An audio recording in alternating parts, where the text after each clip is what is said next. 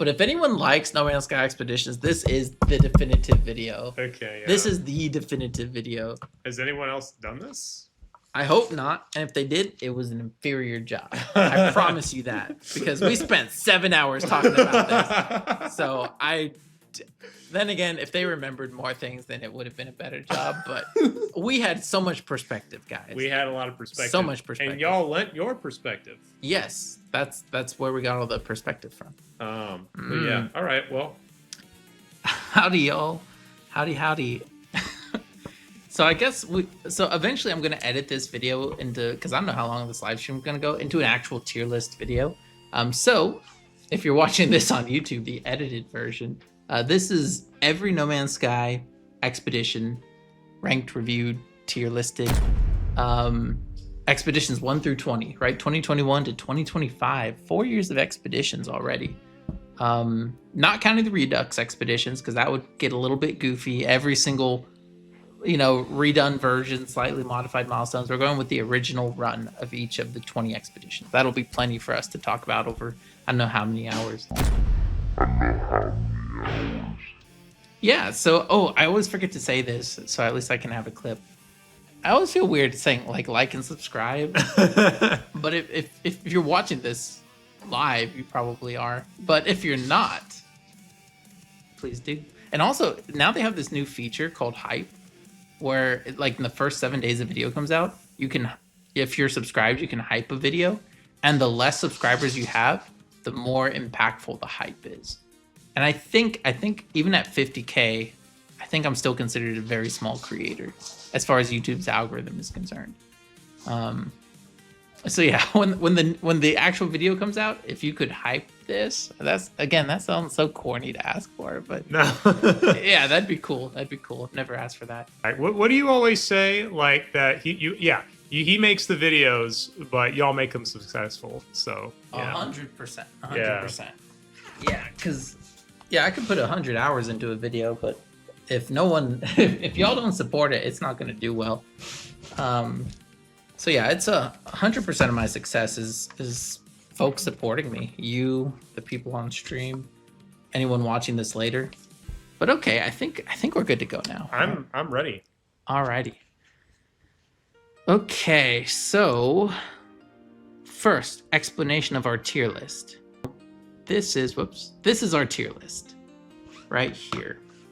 So it's a lot like other tier lists, except it's based on the different procedural classes No Man's Sky has, right? So some of these make perfect sense, right? And then some of them are a little bit more mysterious. So I guess we should figure out the scoring right now, right? Yes. So C tier, I think that's like mid, forgettable, lame, maybe grindy, boring. Like not great, right? Yeah. But I should lock that. Okay, it's locked. All right. But this one here, I don't know what they call it is it rusted technology? I always call it rusted class. Let's go with that. But I replaced the X class for my previous tier list because I previously had the X right there. But that was kind of confusing because sometimes X class stuff can be really, really good. And I really wanted this to be like a poo tier. Yeah. So it's like, this is like really bad. This is quite literally like the stinky boots of No Man's Sky. Yeah, you know what I mean? Very, very little enjoyment, just kind of work.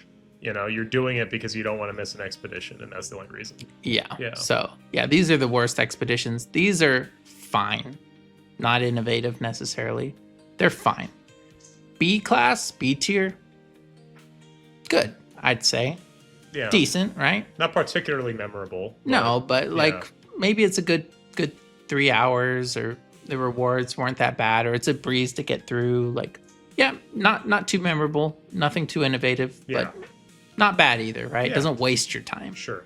A class, these are good. These are good expeditions. They're good. Yeah, A is good. Well, why are they good? What makes them good? Well, they might be fun. They might introduce new ideas. Maybe they have a memorable story or lore. Okay, all right. Maybe it's a fun concept or something behind them. Okay, cool. S class. Right. Best of the best. These have Okay. excellent story or lore. These have really cool theming, good rewards, maybe interesting, unique gameplay. Okay. Yeah, they're just like they're unique experiences that like it really feels like wow, like this expedition added something to the game, right? It wasn't just asking for my time. It's like I want to replay it. You know what I mean? Well, okay. So is that what distinguishes that from A? Like it's okay, this is one I want to replay because of how good it was. Maybe. Okay. Maybe. Yeah. And then and then the thing that messes up our tier list is the Sentinel class tier. So in the game, Sentinel class stuff, it's pretty good, right? It has good stats. Could be A or S class, but it could also be better than S class. Okay. So the way I've used this in my previous tier lists is stuff that I think is pretty much S tier, but maybe better, but also maybe worse. It's like a hot take S tier, where it's like for some Okay. people it won't hit, for some people it will be like creme de la creme. Okay. So it's all BS, Well, right? I'm gonna follow your lead on that one. And we'll let Chad help us decide too. Y'all keep us honest, please. Yeah. So those are our tiers. Pioneers was just tedious to me and nothing else, and another collection where we had to collect dozens of animal waste piles. Another expedition. Yeah. We'll get to that. We're going to talk about each and every expedition. There's a lot of expeditions when they're like, all right, Fecium. You know, I got to the point where I just started taking Fecium with I don't know why that's such a common element of expeditions. It's like, I think they're just really excited that they have that feature in the game, and they feel like people won't notice it if they don't force them to pick up poop. Right. So, first expedition, Pioneers, ran from, March 2021 to May 2021. The very first expedition. Do you remember this expedition, Walker? Yes. I remember I wasn't playing No Man's Sky for a while, and I hadn't, I was kind of in a state where I just wasn't playing the game very much. And I remember you kept trying to, get me to come back to the game. And I was just kind of like, and then I remember when this came out, I was like, okay, I'll give that a try, because that's very different, than what No Man's Sky has done before. And then I played it, I was like, wow, this is like experiencing it all over again. And it was a very positive experience. Now, as far as how I would rank, Pioneers amongst the other expeditions, that's a different question. But overall, it was a great time for No Man's Sky. I was discovering it all over again, even though I was a day one player. Yeah, Pioneers was a really strange thing because, relative to all the other expeditions, it's really not that good gameplay wise. Yeah, it was a total grind. But yeah, at the time, it was like, I remember it was the same thing with me. I wasn't as cold on it as you. Obviously, I had a channel. I was playing games, or did I have a channel? Did I? I think so. I want to say. Well, wait. If this is, I want to say you had already gotten me back into No Man's Sky by the time you. I think you may have already uploaded your No Man's Sky cabinet video, but. Well, actually, looking at this, I think my channel started my channel's like 18 years old, but right. I think my No Man's Sky uploads, my podcast started, I want to say August 2021, because it was the 5-year anniversary. So this would have been right before that.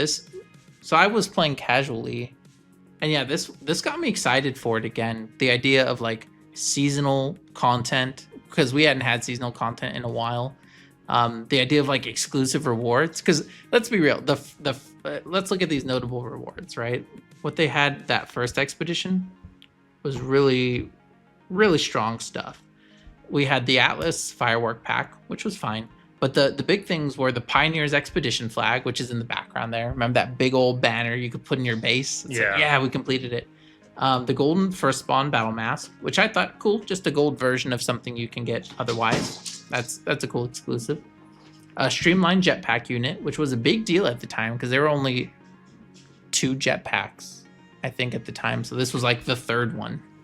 We got an exclusive banner decal for like your character customization, and then the title Pioneer. Very neat. And then, of course, the biggest deal, the thing that's actually in the milestone or in the patch up there, which is the Golden Vector, our very first like unique starship. Because even the pre-order starship wasn't entirely unique.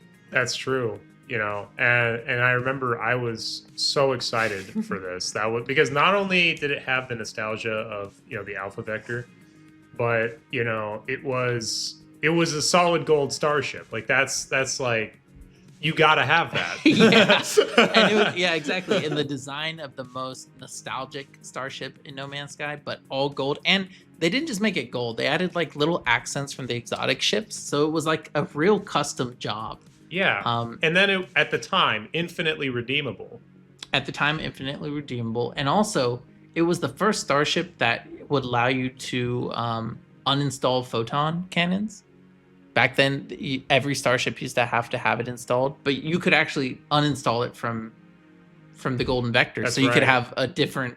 You could save that slot and put it into some other weapon Which that you is prefer. a very interesting quirk of that ship. Yeah, but no, I mean to this day it's my favorite starship. I mean, if y'all have seen my videos, I'm always flying in the Golden Vector. The exception is nowadays I guess I use a Corvette, but still it's my favorite starship. It's super great. So let me see. I think I just put a poll in chat. Y'all should be able to see it. Oh, and it shows up on our live stream tech too. Wait, we can vote in the. I can vote. Oh, I guess I'll withhold it. Yeah. Oh no, but it covers the chat when you have it there. Can I move this? Wow. I want to close poll. Who designed this interface? Goodness gracious. Oh, come on. That can't be. That can't be. So, one way we were thinking of doing this was to give each one of these things, essentially 3 types of scores, or scored in 3 places: story, gameplay, and rewards. Right? Story could be lore, it could be narrative, it could be theming. You know what I mean? Something that sets this apart from just a main game. Like what makes this unique story-wise? Then we have gameplay. That's milestones. That's like grind. That's also if there's any like unique gameplay elements, and it's also like gameplay cohesion, right? Like, does it tie back into the theme of the expedition, or are these just a bunch of checklists that have nothing to do with each other? And then the last one is rewards, because I mean that's a big part of expeditions. Is like, what do you get at the end of it? You know what I mean? Because exclusive rewards are like a big promise of them. So based on that, Expedition 1 had no story. So I mean, as far as story goes, that's like C. Yeah, I mean, it's almost stinky poo poo, right? Because it's nothing. It's almost the exclamation point. But I feel like C is fair. Okay, well, what would you say the story was? Because there was no story.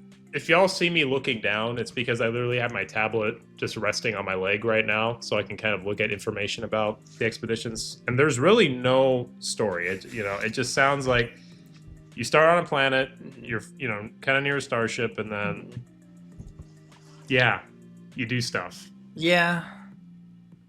See, I mean, yeah.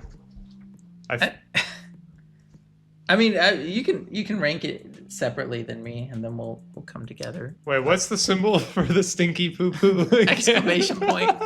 I think I'm gonna have to go for that for right now. Okay. But okay, so now gameplay. Gameplay? Oh man. Well, okay, this is okay. We're kind of beating around the bush. It was a very, very grindy expedition. Well, yeah. Terrible. And I was actually looking at the milestones, and I want to give some examples here for those who haven't played it.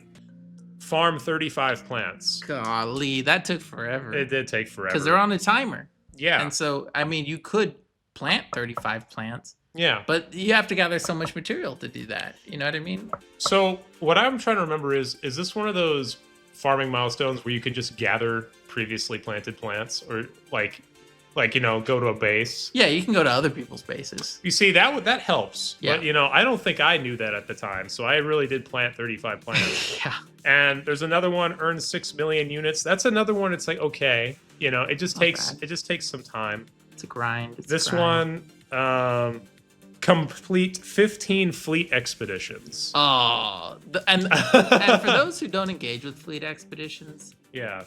those are they take between 5 and 8 hours a piece, and you can only run 5 at a time. Max if you have enough frigates. It's RNG based. I think the shortest ones are at least a couple of hours. So it's like, even if you get really lucky, you're not gonna finish it that night probably. Oh no, because you got to do 15, and so not only that, but you need sufficient frigates and sufficient fuel.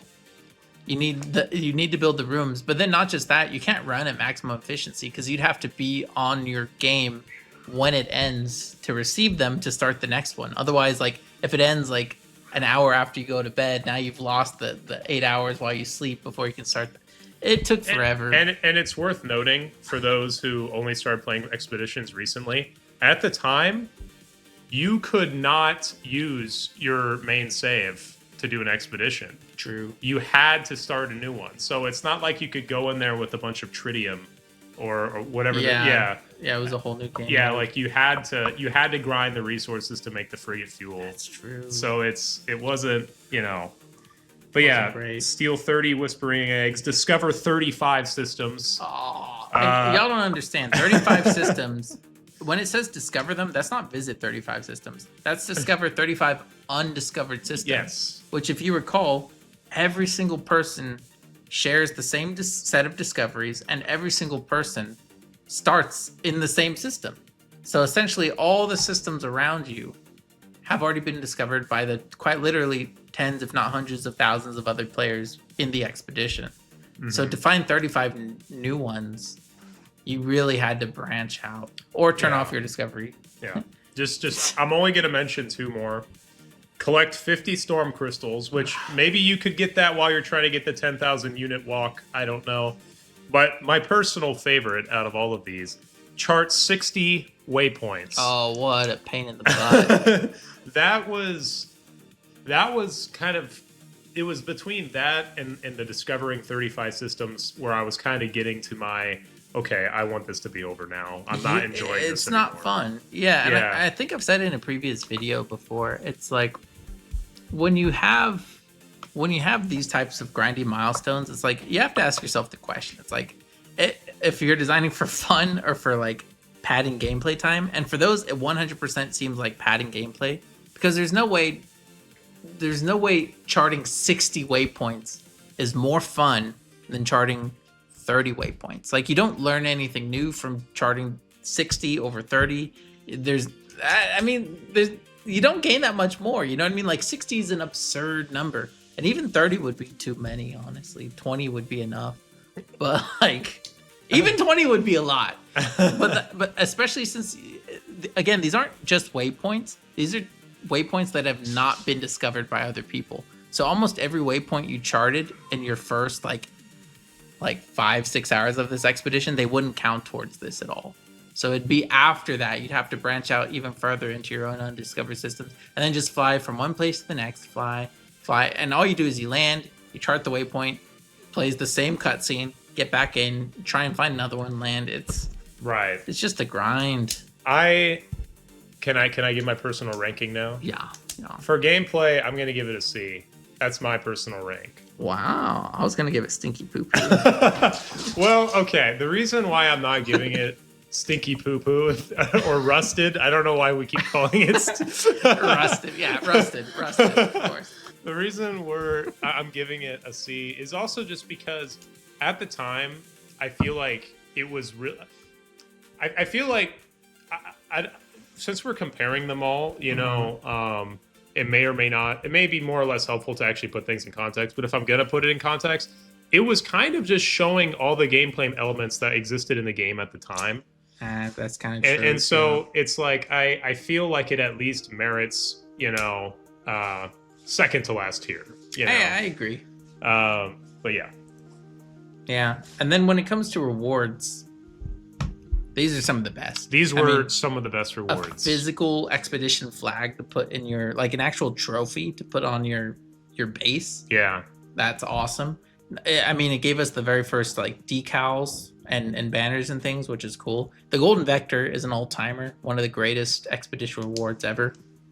I feel like you got to go S tier with this one, just because For sure. it's like yeah, the Golden Vector brings it up, and I love that flag. I thought they were going to give us a flag for every single expedition, so you could eventually build like a whole trophy case, and they didn't. They just did the one, but that makes it even more special. Yeah, for sure. So I mean, story C, gameplay C, rewards S. Yeah, that's how I feel. So where do we put this in the actual listing? Professor Normal says, I think I played Expedition for 7 weeks to get it done. Yeah, it was a grindy expedition. That was like, nowadays expeditions are like, oh, let me see if I can beat it in one sitting. This was very much like it was a whole campaign. It was meant to be played over weeks. Hey, Depth S says, howdy, love the jackets, just voted S. Yeah, so we'll weigh y'all's opinions against our opinions. Maybe that's how we can, that'll help us, like, yeah. You guys are going to be a part of how we actually rank. For sure. All right. 10 votes. Top one was B tier with 50% of the vote, then A tier, then S tier. No one voted C tier. No one voted C tier. I wonder is that nostalgia on you guys' parts? Because, like, I mean, no kidding. It did bring us back to the game. Yeah. We did a whole photo shoot afterwards. We literally parked our Golden Vectors like right up against each other, and then we stood in front of it and posed in That's game. right. And, yeah. Oh, it was so cool. It really brought us back together. Well, it was a very positive experience for me. It was. And I remember, I had a very fond viewpoint for it for a long time. I think we also have to take into consideration that Hello Games really just kept raising the bar with some of these other expeditions. Yeah, it really was the first, right? It was them trying something new. Yeah. I could go B tier. I think that's as high as I could go. I think maybe that's good. That'll kind of establish a baseline. Yeah. For for what we're looking for. Yeah. I think in my initial rankings I put it C tier, and I could put it C tier again. I think as far as would I want to play it again in its original form? No. I would never again. I would play the Redux if maybe, yeah. But and even then, it's not interesting at all. You know what I mean? There's nothing to it. I see what you know what I mean?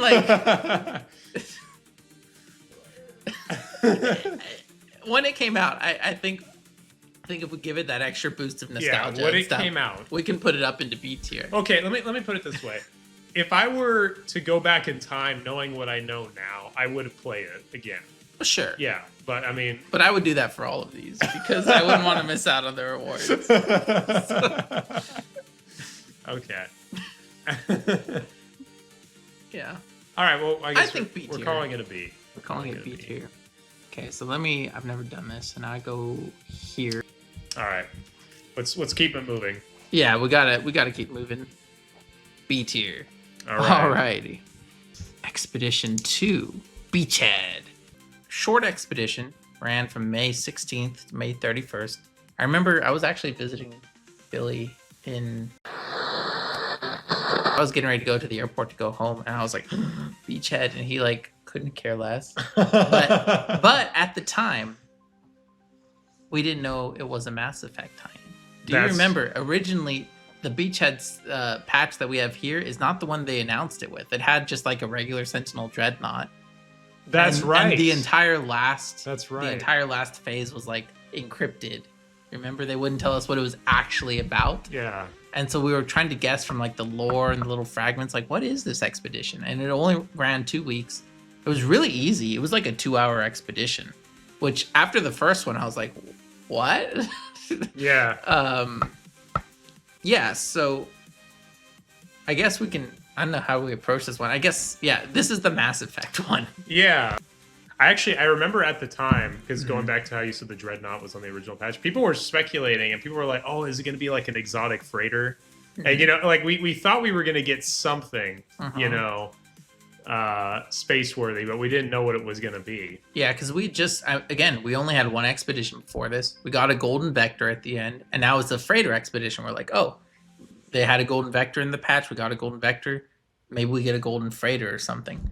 Um, but no, the patch was completely misleading. Yeah, it was pretty strange. Because they know people data mine, so they actually uploaded. Initially, the patch had all the wrong information. It didn't have any mention of the Normandy or anything in it. Like all Wow. the even like the reward or whatever. It wasn't. It had like a blank image. I think it didn't have like the Normandy or anything. So they did a good job of hiding it from data miners for like however many days that lasted until we got through. Because another interesting thing about this one was it had a community milestone. So we all had to gather research, and once the community gathered enough research, then they released a patch with the actual last phase of the expedition, and that's when they released the trailer with like the Normandy and everything. Honestly, dude, blew my mind when I actually played the game. Like playing it, not knowing what was going to happen. I still remember when you complete that last milestone, like it starts playing the music, and then all of a sudden, like in atmosphere warps like the Normandy, which back in the day, I know now we have frigates in atmosphere. We did not have that back then. Yeah. That was like a one of a kind experience, and you could fly alongside it, and it's playing the music, and it's like hailing you and everything, and it's the coolest thing ever. It was really cool. Yeah, I mean it's hard to it's hard to really articulate how unique it was at the time. I remember distinctly. I think I made a video of like my top 5 moments of the year or something, and that was one of them because it was like that was just like such a cool like peak for that expedition. And the reward was cool too. I made a unique frigate. It wasn't just a unique frigate, but it was a unique class of frigate. It was the recon class. So that's true. So wait, have we had any recon? No, yeah. No, that's the only recon class we ever got. I'm pretty sure. So yeah, it's just a cool thing. Now the only thing was you couldn't board it like your other frigates, which is lame. Yeah. But it's cool though, and it's the only actual licensed tie-in I think they've done. Period. Is it? I think so. I don't think they've worked any other franchise in, like, not as like an Easter egg, but like as an actual tie-in. Yeah. Okay. All right. It's the only one, which is probably why they rerun it every year. Yeah. Get the most out of that license. I guess so. But yeah, milestones wise, it was pretty easy. Yeah, I was going through. Super duper. I was going through the missions right now. There's really nothing that stands out, for being too grindy or anything like that. Like, but yeah, I mean, it was pretty easy. So I can't say the gameplay. I mean, was there anything like unique about the gameplay? I guess unique would be the community milestone. That's true. Okay. And to this day, the thing you need for that is still available in the Quicksilver store, which is kind of funny because you need Quicksilver to get it. I think they leave it in there because they keep rerunning it every year. I don't know if it's part of the Redux though. I don't remember if I played like the most recent Redux. Okay, would something of S tier gameplay, like what would you quantify S tier for gameplay? Expedition 4. Okay, well, maybe okay, no, seriously, I want to factor in oh, that's really far behind. Yeah, that is really far behind. I want to factor in like how easy it was too. Well, that's the thing. I'm tempted to put it into B tier. That's what I was thinking too. Because the thing is, it didn't do anything too innovative. Yeah, it did have the community milestone, but nothing it did got in the way. Like one of the first things you do is like you build an exocraft. So before you even get to your ship, you're like driving around all fast. It really speeds up that experience for gathering materials and stuff. So I felt like it was a more fun version of Expedition 1. And then, like I said, like when you actually get to the last part, like that's That's I guess maybe it's part of story, but like it happens in gameplay. Seeing the actual ship there is not just Yeah. text. You know what I mean? It's like I don't know. I'd give it a B. I'd probably do the same for story because there's not much story to it. But as far as theming goes, like the fact we see the Normandy and they make a big hoopla out of it, it's like that's pretty hype. You know what I mean? So yeah, like I'm giving gameplay a B. I'm actually gonna go as far to give story an A because Ooh. even though in hindsight they didn't do anything with it, No, not at all. at the time, you know, again, this is me kind of putting it in context. They added that what is it, like historical flux module? What is that item? You know what I'm talking about? That red item? That's the one. Scholar Kanaju is currently consulting with his resources right now. Yeah, the scholarly resources. The historiographical dosimeter. Yeah. So, so what I find interesting about this is it essentially opens up the No Man's Sky universe to crossing over with almost anything. It really expanded the universe in a very, in my opinion, very objective way. You know, where it's like really anything is possible. You know, of existing in this world. You know, and so I felt like that did have a big impact on the overall story, even though again they never actually brought it back or did anything with it. Oh, you're tempting me, man. I did make a whole video on how the Normandy is canon technically within No Man's Sky, based on how its multiverse works and everything. Yeah, and it's like so, you have to. It was that's an impact. That's all I'm saying.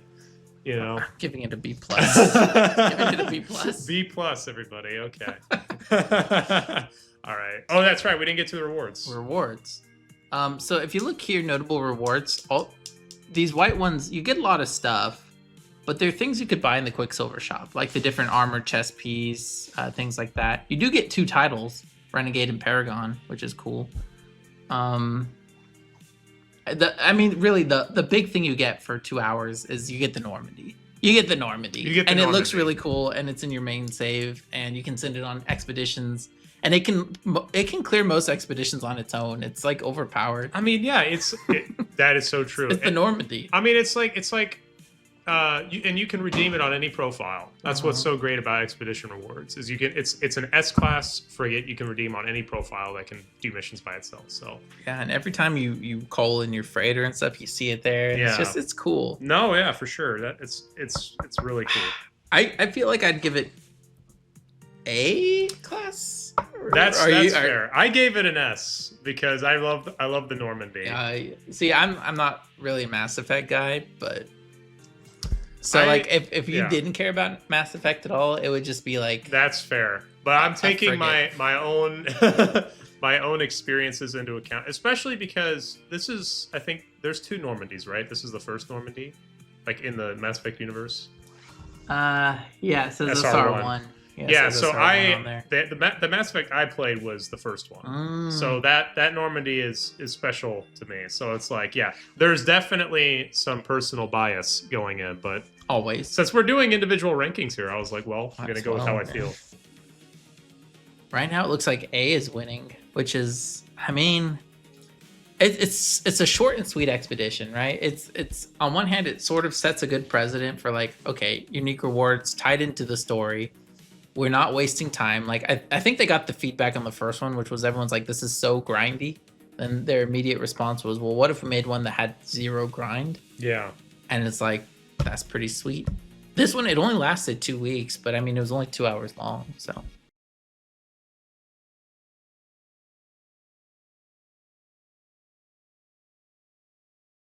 Okay.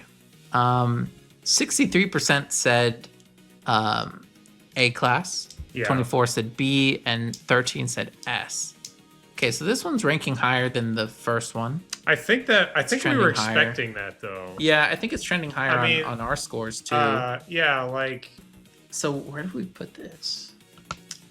I mean, I wouldn't have thought It's funny you said B plus earlier. It's like that's almost how I feel. But we can't put it in the same tier as Pioneers, right? I mean, if we did, it would only be because there wasn't as much like timing in it. You know what I'm saying? I guess, but at the same time, like Pioneers gave us more unique rewards, That's true. and I feel like it had a big impact overall. Because that's the thing, is like A tier. The thing is, we can shuffle these later, but I get this. Well, is this A tier? I mean, they run it every year. It is kind of like a crowd favorite, isn't it? Or maybe it's their favorite. It's not a crowd favorite. Like I don't replay it every year. Well, don't look. You know, we know what the chat voted. You know, They said A. They said A, and then it is a crowd favorite. But at the same time, this is your tier list. People are watching this to see what you think too. You know, we're taking. This is the definitive tier list. This is the definitive tier list. We're searching for truth. Okay.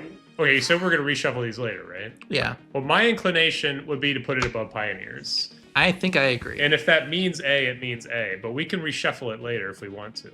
Because there's going to be 20 of these. We're definitely going to reshuffle these. Yeah. But Okay, I think we can start with A tier. I Yeah. think that makes sense. we might put it back to B. We'll see what happens. Yeah, but I mean, looking at mine, B plus, B, A. You put A, B, S, Yeah. and then chat was A. It seems like we're all leaning towards this. This is A. This is Yeah. a good expedition. This was a good expedition. This is a good expedition. All right. Boop. Expedition 3, Cartographers. This is an interesting one. Okay. And this is an interesting one because they reran it last year, right?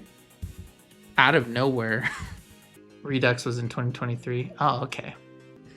Expedition 3, Cartographers, ran from November 8th to, I don't know why I want to say December, October 17th. Ran over a month. So what I find, what was interesting about this one is they gave you a unique starship to start with. True. Here's straight from the wiki. All players start on a toxic planet next to their broken starship, which will require advanced materials to repair its advanced custom subsystems. Collecting and learning crafting of these materials can take several hours. The starting starship is a random exotic, with this number of slots and a random weapon. But yeah, that was and those ships were all like very small exotics, if you know what I'm talking about, like little royal class. Mm-hmm. And so it kind of looked a little unique because all of its customizations were very compact. And then it had subsystems in it that were different, like its advanced hyperdrive. Yeah, it had unique systems that you couldn't install in any other ship. You could not so that ship, was unique. Was like the only, like that would be the only one of that type you could ever get. I don't remember if those systems had any special buffs to them or not. I don't think they were terrifically powerful. They might have been slightly better. Yeah. I don't remember them being like that interesting, other than that they were unique. I don't remember either, so that it didn't make too much of an impression on me. But No. but I do remember it was unique. Mm-hmm, mm-hmm. And the other thing is, I think the biggest part of Cartographers that sets it apart from every other expedition, even now that we've had 20, is that you were stuck on one planet the entire time. So it's become a meme at this point where it's like every time you start an expedition, you gotta fix your ship, and it's a pain in the butt. This one, they turned the whole expedition into just fixing your ship. So you couldn't buy ships, you couldn't trade ships, you couldn't get them from like NPCs. You had to stay on the planet the entire time. So you got around using companions, you got around using exocraft, you got around by building bases and using your own teleport system. So the entire time you're playing this expedition, with the exception of the very end, you are stuck on the planet. And that led to some really, I thought, fascinating gameplay, because one, you get back to the what's it called? Survival mechanics. You also get back to that idea of like really charting an alien planet, because I got really familiar with like the few square miles around my bases. You know what I mean? I recognized the mountains. I knew where I could find certain resources and things, because you're going back and forth constantly. You couldn't teleport. You couldn't just call your ship when you finished an objective. If you were 2 miles out from where you started, you would have to get in your exocraft or whatever and drive 2 miles back to your base. You know what I mean? There wasn't another way to get back to your stuff. So it was a really interestingly paced expedition, I thought. Was this? I want to make sure my memory is working here. Was this the expedition where we were deploying the Minotaur to explore? Yeah. Okay. Yeah, so I actually have mixed feelings about this one. I do too. And I think for the same reason. Shinkai says, I like the idea of staying on one planet. It was very cool. Really got you to like actually acquaint yourself with your surroundings rather than hopping between planets. Yeah, it really slowed down the pace, and you became really, you would look for caves, you'd look at companions, you'd scan every single thing on the planet because you knew you not only did you need to, but like it also helped with gathering resources. And yeah, it was really, really cool. Valerie Gaming says, hi. Hi, Valerie. Hey, Valerie. Okay, so what is your mixed feeling? Okay. So this would, I guess, be in the gameplay category. Yeah. So I don't think you had, I mean, if I recall correctly, you didn't have as bad of luck as I did, but it took me forever. After deploying the Minotaur, you were supposed to... Okay, do not. I think you were supposed to... Why are your feet wet? Oh my goodness. I think you were supposed to, like, use its scanner to find, like, a building or something. Oh, yeah. And there was none near me, okay? I was looking for actual hours to find this building, and it kept saying there was none in range. And so I'm literally just jumping around with this mech for hours, not knowing if I was getting closer or further from one. And that was just not a very good experience. And that's one of the main things I actually remember about that expedition. You know, and so it's like, I'm looking at these other missions. They're kind of just, I mean, they're not too bad. I mean, I also have to put in it perspective that you're walking around and jumping around, but well, okay, so your hang up pretty bad. Yeah, the expedition kind of bricked and you couldn't just fly around. That makes it a big pain in the butt. Pain in the butt. Oh, come on, get in. No, my problem was it was bugged really badly. My game would crash constantly. But two things would cause it to crash. Saving your game. So if I tried to use like a save beacon, that would crash it. And getting out of my ship. Okay. So there was almost no good way to save progress. Yeah. Because anytime I tried to save progress, my game would crash. And that was really annoying. It crashed a lot. Yeah, and they eventually patched that. So I don't know if I should hold it against it, but I think I should because it like doubled the length of the expedition because it kept crashing. Yeah, and specifically crashing while it was trying to save, so it wouldn't save anything.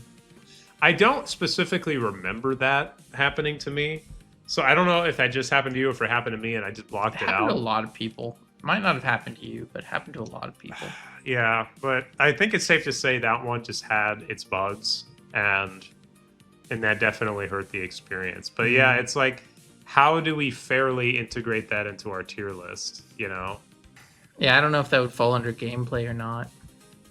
Yeah. Do you remember any of the story elements at all? Well, I think in this case, we apply story as more of like theme. Okay. Like almost like the narrative of the expedition, which is that you're trapped on a planet trying to escape. And I would say like the way the expedition played out, it did a great job of making you feel like stranded. You know what I mean? So in that sense, I think it worked pretty well. Like I'd give it like a B for story. Yeah, that's fair. That's actually very fair. I mean, that is a cool idea. Mm-hmm. And yeah, like, and I like it when they do things like that. I mean, there's a few expeditions that do things like that where it's very much a scenario. It's not necessarily contributing to the overall lore. It doesn't even have too much of a narrative. It's just the scenario and this. Yeah, but yeah, I like that. but it's a good scenario. Yeah. Gameplay, I don't know, because at the time the mech, had they fixed the mech yet? Was it still really cruddy? Because remember how like it used to be like almost unusably, like it couldn't turn for shit. It was like it was super slow. The camera was bad. Like, I don't know if they had fixed it or not, but I know that my experience was very poor when using that mech. I just remember jumping forever, just jumping and jumping and jumping. And you have to understand, I had no idea if I was getting closer to a structure or further away. I was just jumping into the void, hoping. so what are you thinking for gameplay?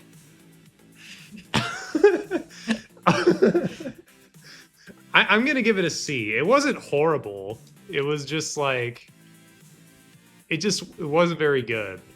That's how I feel. Don't hate me, but I'm giving it a B plus. Okay, why? I think the gameplay tied so well into the scenario they set up. Okay. And not only that, much like Pioneers, but I think even better, it highlighted a lot of the game's survival systems, which you don't need to deal with normally because you just hop in your ship, you go place to place, you run between buildings.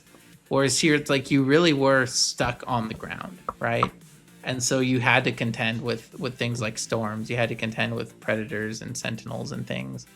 I don't know. I thought it was. I thought it like brought a lot of the gameplay I didn't normally engage with to the forefront. That's fair. That's and fair. It integrated well with the scenario. No, it does. I mean, yeah. Like I think you definitely are experiencing what it's like to not have a ship, you know, and I remember when permadeath first came out, you know, the way it was set up is you'd always spawn really far away from your ship, and so you would have to like go on this, you know, this adventure where, you know, you're just confined to the ground and you're having to survive, and it's like you just realize how hostile the environment is, you know. And then by the time you get to your ship, you just have so much respect for it, and you're like, wow, this is so much nicer.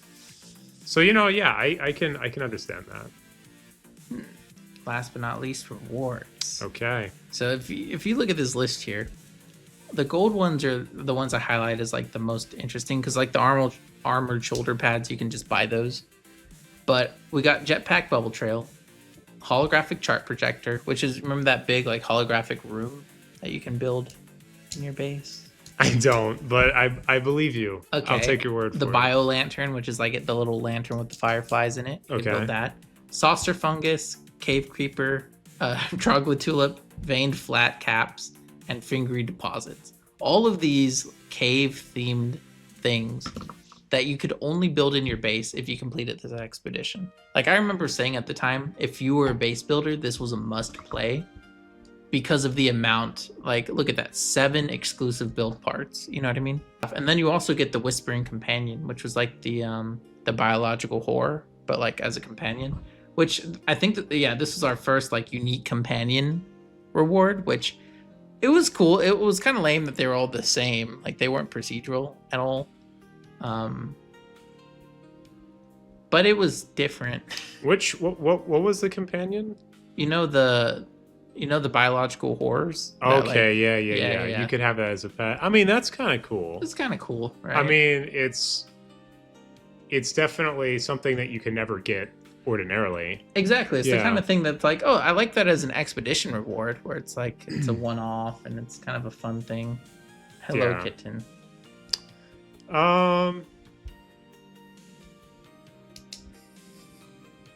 Pepita's too curious. I mean, as far as rewards go, I'm tempted to put this in S tier for the amount of build parts. That's fair. And you also got a cool trail, jetpack trail. Yeah.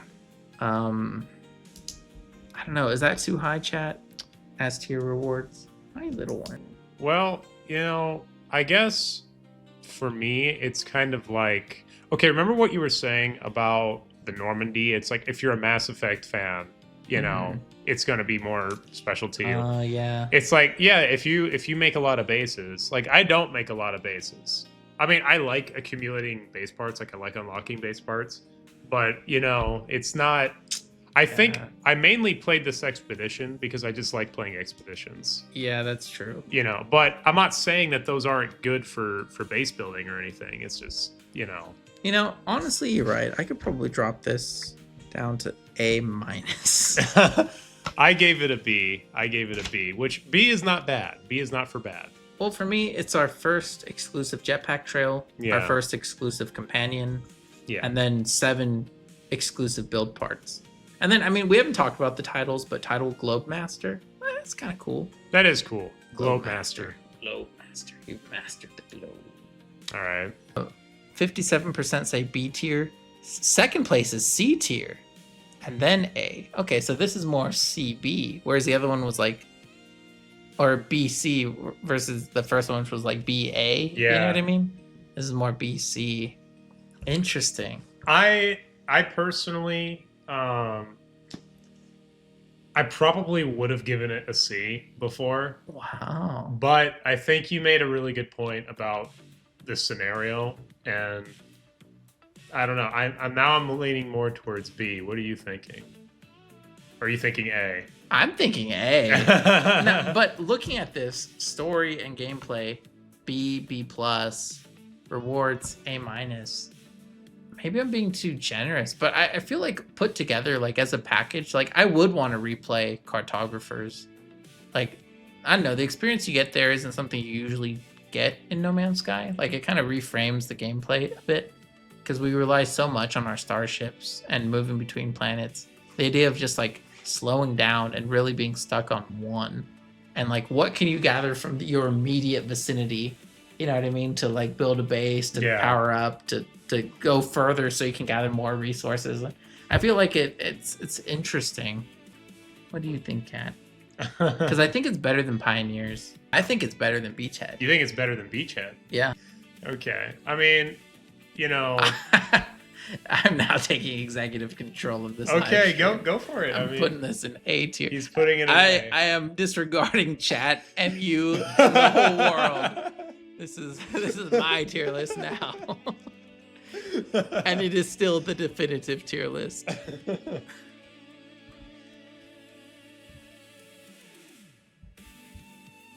Maybe we'll reconsider, but okay, we're moving on to a real gem. A Okay. real gem of a gem. A gem of a gem of a gem. We are moving on to Expedition 4 Emergence. This is the good stuff. The great stuff. Yes. The best stuff. I mean, story, this one actually had a story. It had lore. Yes, it did. It had lore. It had the worm cult, which had its own backstory. It had pieces of lore you actually collect. It had unique technology, right? So gameplay wise, you're bringing in like that little biohacker so you could get the lore out of the archives, the restricted lore. On top of that, they added unique enemies, right? They added the little baby, The baby worms. the baby worms. Yeah, Larvae, exactly. or yeah. On top of that, they also did something unique in that they had these worm infested planets, which added a new material. They added the Tendrils? cursed dust. Cursed dust. Remember, it was only available on worm infested planets, which weren't in the main game. So it was a new planet attribute that had baby worms, cursed dust, and a higher concentration of titan worms. So you could see multiple at once. What do you do with cursed dust? Collect it, man. You collect it. They added dust to the games. Cursed guys. dust. They added dust. It's formed by like the mucus that the worms leave behind. Oh, so you know the lore behind the dust. And the dust has lore. The dust has lore. The dust has lore. There's no shortage On of top lore. of that, they take you to 5 desert planets Yeah. that are worm infested. So it's like you're playing Dune, the game. So Well, okay. So again, they added new planet type, right? These worm infested ones. Yeah. New cursed dust, new tech that you only use for the expedition. But on top of that, they added new lore. They added new enemy types, right? So it was new gameplay.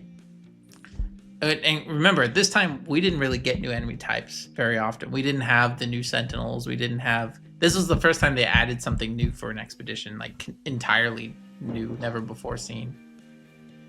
I guess you knocked the blanket down. Yeah. So all that was great. And then rewards wise, Flesh Launcher Pack, which are like those really gross looking fireworks. It spins a wheel of like innards and stuff and bugs. You get the Ghastly Trail, which your jetpack just like turns into a biological weapon. That's what you use, right? I love that thing. Yeah. The Titanic Trophy Plant, so you get that skull with the glowing eyes. Yeah. That's really cool. Feasting Cask, so you get a unique Vy'keen head, which looks like a worm.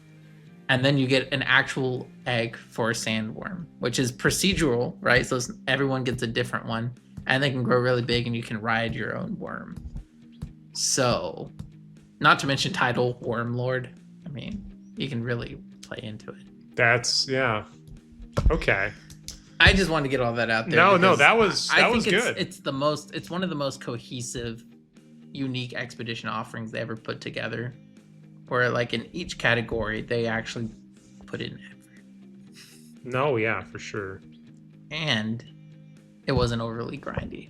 So I'm kind of torn on gameplay, but I have my personal ratings right now. So do you want me to start or do you want to go? No, you should go. Okay, so for story, I put A. The only reason I didn't do higher is because it's not like it doesn't affect the whole universe. It's a closed story, but I do really like this. I did think it was really cool.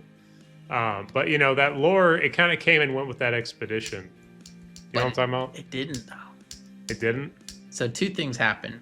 One is, if you recall, it wasn't just the lore, but you're also talking to the Atlas throughout this expedition. You're trying to find a solution to all the worms that are spreading across the universe, right? So you're trying to purge the infestation.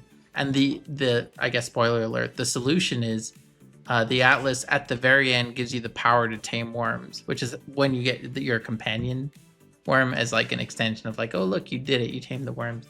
But you're talking to the Atlas throughout. I'm trying to remember how that ends up working.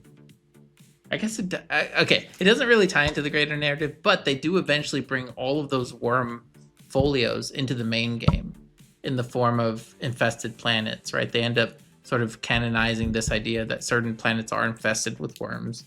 They bring the baby worms in and the lore, which you can now collect from those planets. So in essence, it does become canonized as part of like a thing in the main universe. So there is like a overall consequence of this. Okay, yeah, I see what you're saying. But wait, they didn't add like the baby worms until later, right? Yeah, it took them a while, like at least 6 months. Okay. Well, I'm not gonna take that into consideration. But yeah, okay. I mean, I think I think that's fair. That's fair. For gameplay, I gave it an S because it was just really cool to go and kill the worms. And I don't remember anything particularly negative about the expedition. I mean, I can go through, just quickly run. Sure. Just do a scan here. Yeah. Of what the. I'll look at chat while you do that. Chat says it's not dust, it's spooky dust. Exactly, Shinkai. They get it. It's spooky dust. Oops. All right, and for rewards, I mean, I had to go S for this one, right? Like, I think it's the perfect mix of like exclusive stuff, and just it fits the theme perfectly. Okay, I mean, yeah, I think, yeah. So I don't know. I'm feeling pretty good about this one. What does chat think though? I'm curious. Let's look at these results. This one was much closer. Interesting. So B tier wins again, as usual, but second place is S tier and then A tier. It's a pretty good shake. I'm surprised people are rating it so low. I thought it was really spectacular, but maybe I'm easily entertained. But yeah, I think as we keep going through these, we're gonna keep doing them faster and faster. I hope so, because we're still kind of defining you know. And this one is one that I love to talk about. When we Yeah. get to like Voyagers, no offense, but Yeah. I have nothing to say about Voyagers. Not a bad expedition, but like there's not much to say about Voyagers, you know. Yeah. Not to be confused with the Voyagers update, which was fantastic. Yeah, it's pretty confusing that they named them that way. It is a little bit. Yeah. As well. Shinkai says, "Ooh boy, I remember Voyagers expedition." Yeah. Well, that makes one of us. Okay. All right. Well, where do you want to rate this one? I'm putting it in S tier. You're putting it I'm in S making tier? an executive decision. Well, yeah, I put S on all 3 of my rankings. It only makes sense. Yeah, I was. Plus, I mean, for me, this is I put yeah. as far as an expedition goes, this is head and shoulders above the other 2 as far as like Yeah, cohesion, concept. When we get to the end and we reorder them, you know, everything might look a little differently. But yeah. I mean, I rated S in 2 categories and A in one of them. But yeah, like, okay. Oh, well. Okay, here it goes. Here's where the scaling begins. Okay. Of course. Oh my gosh. Now I remember something from my previous video, which was that they followed up just like an ideal expedition. They showed us how good an expedition can be, and then they gave us exobiology. Golly. Okay, we'll get to this. You know, I don't know. Sorry, I just read one of the comments here. So Shinkai says exobiology was my first expedition. Caught it in the 2022 Redux. Still was pretty lame. And Meister Hun 216 says, for me, all expeditions are S tier. They're always so peak in the best part of the game, except exobiology. LMAO. Okay, we're dealing with smart people here. Yeah, smart people. Y'all are educated. People of taste. Okay, but yeah, I mean, exobiology story, no story. I wouldn't even remember if there was, but that shows that there was. It didn't make, if there was, it didn't make an impression. There was no story. Gameplay, abysmal. It was the worst part of No Man's Sky because it's just the worst. It's. Okay. Yeah, like we have. Yeah, he's. Read through the. Okay, so we have ride a companion 850 units. That's fine. Okay. That's fun. We like riding companions. Photograph your companion. Beautiful. We love to do that. Genetically modify a companion egg. It's not too difficult. Introduces you to a new concept. So far, we're on brand for exobiology. Okay. Feed a group of 10 creatures. Feed a group of 10? Oh, yeah. I don't really remember how that worked. Do you? I think you had to have 10 creatures eating at once. Something like that. Which was really annoying. Okay. It's very on the nose. Okay. It's on the nose, you say. Yeah. So search dung samples. And then, of course, the number is 50. Search 50 dung samples. That, you know, and that might as well have been, you know, the whole expedition. Yeah, because to search a dung sample, you have to feed a creature, and you have to wait for it to digest its food and poop. So you got to find creatures that are willing to eat, and then you got to make them poop. And that sounds pretty easy. 50, maybe you get 10 of them to do it 5 times, even though that sounds like a grind. But the problem I kept running into was that creatures, like, they be clenching their butt cheeks sometimes, dude. Like, if you're sitting there and you fed them, and a sentinel gets mad at you and starts opening fire, they run away and they don't poop. Same with storms; they'll despawn and they won't poop. Yeah. Like, there are certain conditions that would cause them to run away without pooping. Just so many constipated creatures in No Man's Sky. Yeah. And so trying to get 50 dung samples was so annoying. So annoying. Yeah. I mean, it's, and I want to reiterate here, this isn't 50 faecium. This is 50 dung samples. So it has to be 50 individual droppings, you know, that you have to search through. Oh, these are the ones that were a pain in the butt. gather 3 types of eggs and 4 types of milk. Do you remember that? You had to gather specific types of eggs and specific types of milk that only came from specific types of creatures. Yeah. So you had to go and feed a bunch and try and figure. It fits the theme, exobiology, but it was such a pain in the butt. I remember I kept flying around trying to find a planet that not only had creatures, and not only had creatures that would lactate, but also creatures that would lactate the specific kind of space milk I needed. Yeah. And yeah, if you use an online guide, it'd go a lot faster. But I was trying to explore, I was trying to play the game as intended. We're not going into this thinking we're going to need a guide. Yeah, because I'm not trying to optimize out the fun. At this point, we've played 4 expeditions, and none of them really required us to go and search online. And so it was. That was something we were not prepared for. I don't know. That one was just not too fun.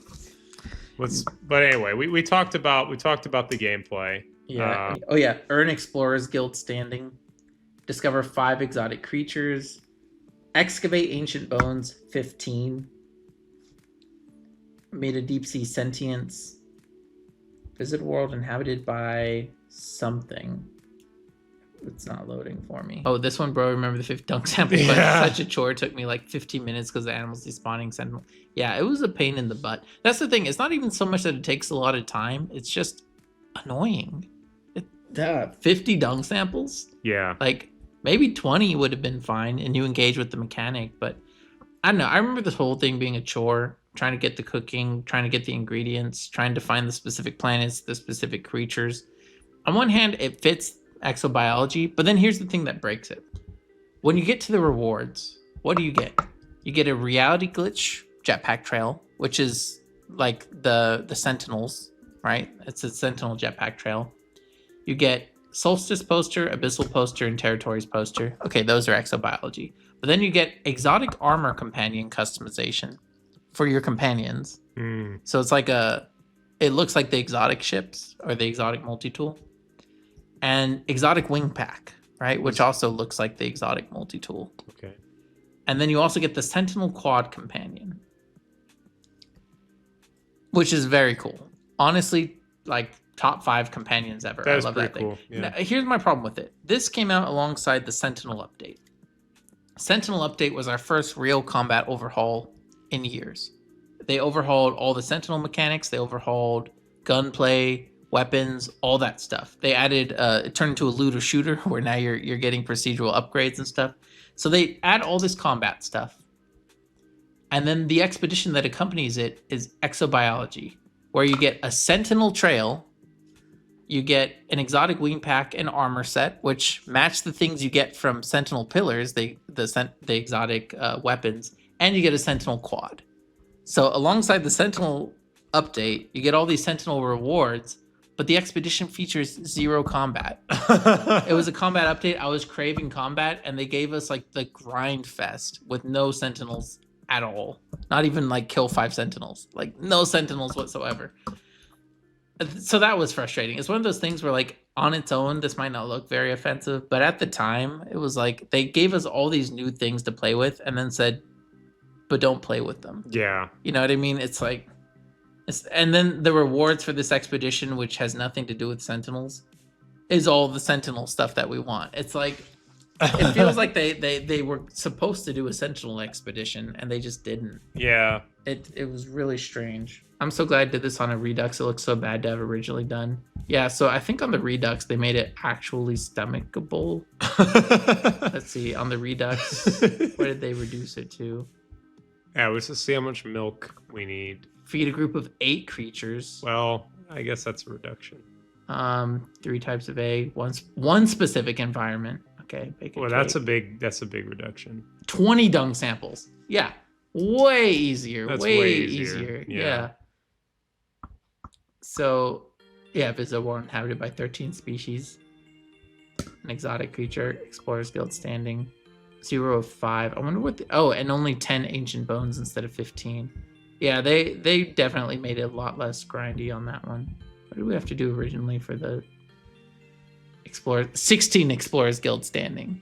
So back then you couldn't go to a space station and like give them something and get standing. You had to like complete missions and things. So you needed 16 Explorers Guild standing. 16. And this is the Redux, or is this is the original. The Redux is only 5. Wow. Okay. Yeah. That's way more reasonable. I forgot about that standing one. That's crazy. Yeah, unbelievable. Okay. Unbelievable. Yeah. So if I had to rank these, story is obviously like, I don't know if I'd go C or if I'd go like Rust. Because on one hand, the stuff does kind of tie into exobiology, but not exactly. I mean, I think you said at the very beginning, there's no story. There is no story, though. There's no story at all. Not one piece of lore, unique interaction. I gave it Rust because there's no story. I'll give it a Rust. I mean, if there's I wanna make the. I feel like this is important to say. If there is a story of any kind, it adds a new level of anticipation to the expedition. Yeah. Even if you're not really like, I don't even usually follow the stories that closely, but sometimes, to have a purpose. Yeah, to have a purpose, to understand why you're doing what you're doing. Yeah. Because in this, it literally just feels like we were given a list of chores. It was. Yeah. It wasn't even like, hey, you've joined the Intergalactic Exobiology Foundation, like, we're going to explore the universe, help us chart stuff. Yeah. And then at the end, they're like, great job. You've helped our study. You've helped extend our knowledge for generations. You don't even get that. You know what I mean? Like, yeah. It's like there's no, like it makes a big difference, and that really helps the experience. And then the rewards were just like, what does this have to do with what we just did? Yeah. It's like exactly a Sentinel trail and a Sentinel quad companion. Like, they don't even give you a biological companion. That's the thing. You would think. Yeah. Or you would get like a bunch of like theme stuff for your companions. I guess we get the exotic armor, but I don't know. Maybe like a special scanner upgrade or, something. But yeah. Gameplay. I put exclamation point. Yeah, I did too. I did too. Now rewards. I love the reality glitch trail. I love the exotic wing pack. I love the Sentinel quad companion. And the title, Exobiologist, isn't bad. I mean, and the posters are actually pretty good on this one. I gave it an A. Yeah, I'd give it an A+. Okay. Just because I love that quad so much. I like the exotic wing pack is my personal wing pack. Like that's what I use. That's one of my like 3 that I rotate. Yeah. It's one of my favorites. Yeah, like so. And I don't. Which color is the reality glitch? It's like oranges. It's like, like when they put up the shields and it's got like that glitch effect. That's what it looks like. I don't use that anymore, but it was the one I used for a long time. It's a good one. It's a good one. Yeah, it's good stuff. Yeah, but yeah. But everything else is like that. This one's gonna be interesting to rank. Let's see the results. 67% said C class, overwhelming. Yeah, and that's only because they couldn't vote any lower, I assume. Second place A, and then third place B. I don't know about that, but overwhelmingly C class. Do you already know where you're gonna put it, or not sure yet? I'm at least gonna scale it down. Look at that beautiful artwork. Yeah. Wow. It's gonna be good resolution. Yeah. I mean, well, it's got to be worse than Pioneers. It's worse than Pioneers. Now the question is, how much worse? Well, what's interesting, because I think we both in our personal rankings, the first 2 categories were not hits. So, but the last one was good. Mm-hmm. So it's like it brings up the average a little bit. So it's like we can't just, I don't know. But then again, it's like, But when we think about what would be at the bottom tier, what are the worst expeditions? Yeah. I do think of exobiology. I do think of exobiology. And as much as I like the rewards, they had nothing to do with the expedition. Like they were good in spite of the expedition. Yeah. Okay. Well, maybe we could leave it sitting there until we find something else. But that's a really good point, though. I always think of exobiology when I'm like, what is the worst expedition? For now. If we don't put it in that one, then none are going in there. Okay. I like that. I like that. But okay, yeah. No, yeah. The Blighted. Boop. Alrighty. Man, I already kind of know how I'm gonna feel about this one. This one was very Really? well. Yeah, like I mean, well, I'll let you explain it first. I'll let you give the rundown of what this Story. Yeah, I don't remember the whole story, but the fact that I remember parts of it means it was memorable. that is so Because true. The thing I remember about this is that it's essentially a treasure hunt in the end, right? And so you're trying to put together a treasure map, and it's split into 3 pieces, right? So you're going around, you get 3 pieces of the treasure map, you put them together, and I guess these are all spoilers, right? But like, I don't know if these will ever be playable again. Once you get those 3 pieces of the treasure map together, then you go to a portal, and this portal is jerry-rigged by the pirates to take you to another galaxy. And then you go through that portal, you end up in another galaxy, and there you literally dig up a treasure chest that has like a whole bunch of like, I don't remember, was it like idiom, and it was a bunch of like fancy stuff. That's supposed to, I guess, make it feel like you found a chest full of jewels and stuff. But yeah, it's a old timey pirate treasure hunt where you're putting together a pirate map, treasure map, and then you're hunting for treasure, fighting pirates. I mean, well, okay. So in phase 4, uh-huh. you have discovered the pirate treasure, but in phase 5, it says leave the galaxy and establish a foothold. So was the treasure in the other galaxy? I thought the treasure was in the other galaxy. Why do you think it's listed that way? Because that's leave the galaxy is in phase 5. Beats me. Okay. No clue. Let me see. I mean, you understand why I'm. Oh no, Yeah. just for accuracy's sake, reach the final run. Maybe. Or maybe.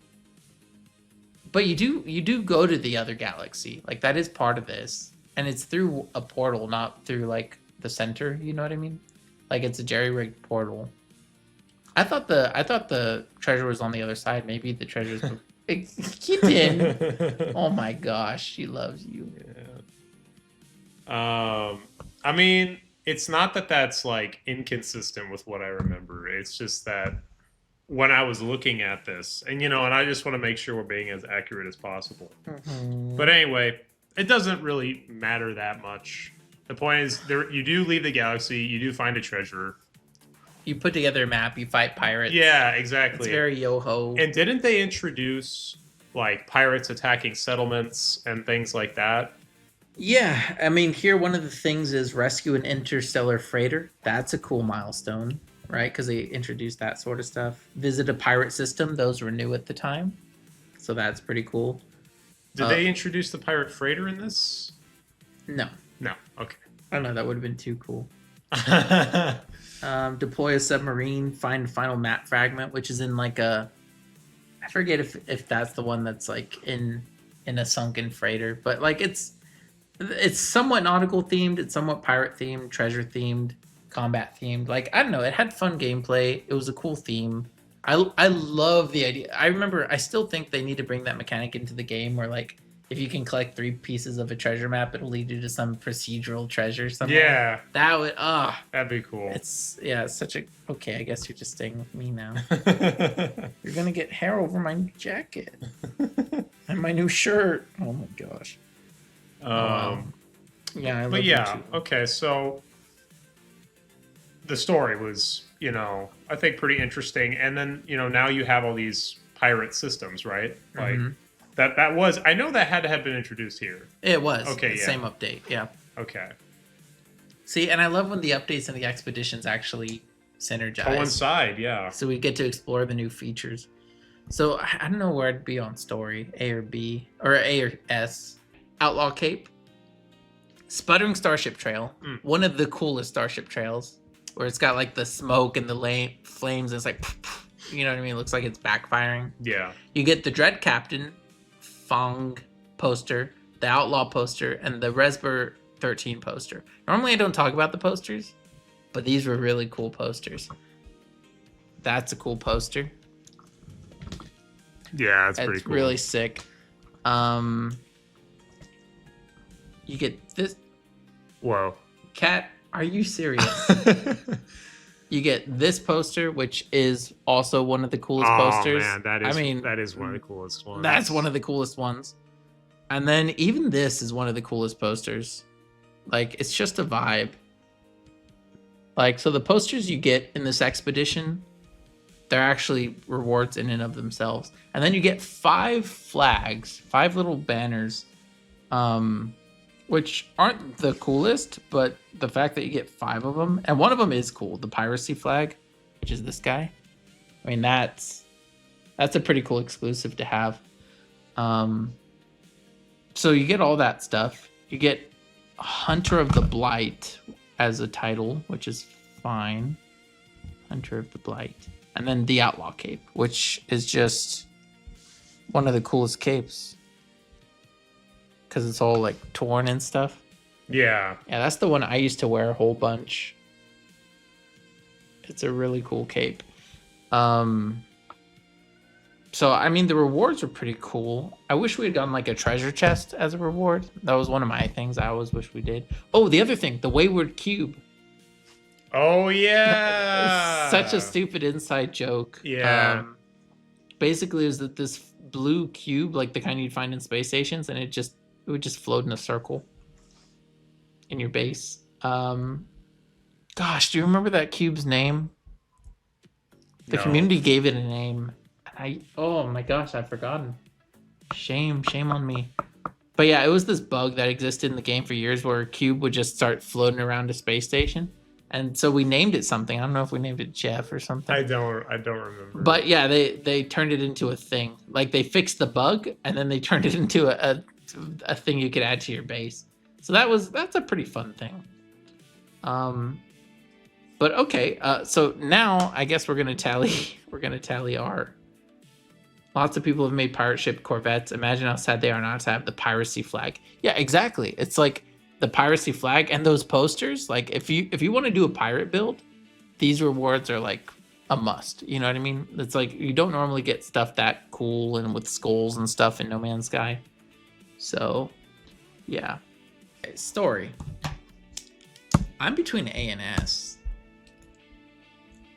Because it was kind of riveting. It was very cool. I actually thought if you never played No Man's Sky before, that was a great way to play it for the first time. Because not only did it set you up really well with just everything it gives you, but it's just such a cool adventure. Swashbuckling adventure. Yeah, exactly. And she kicked these out of my...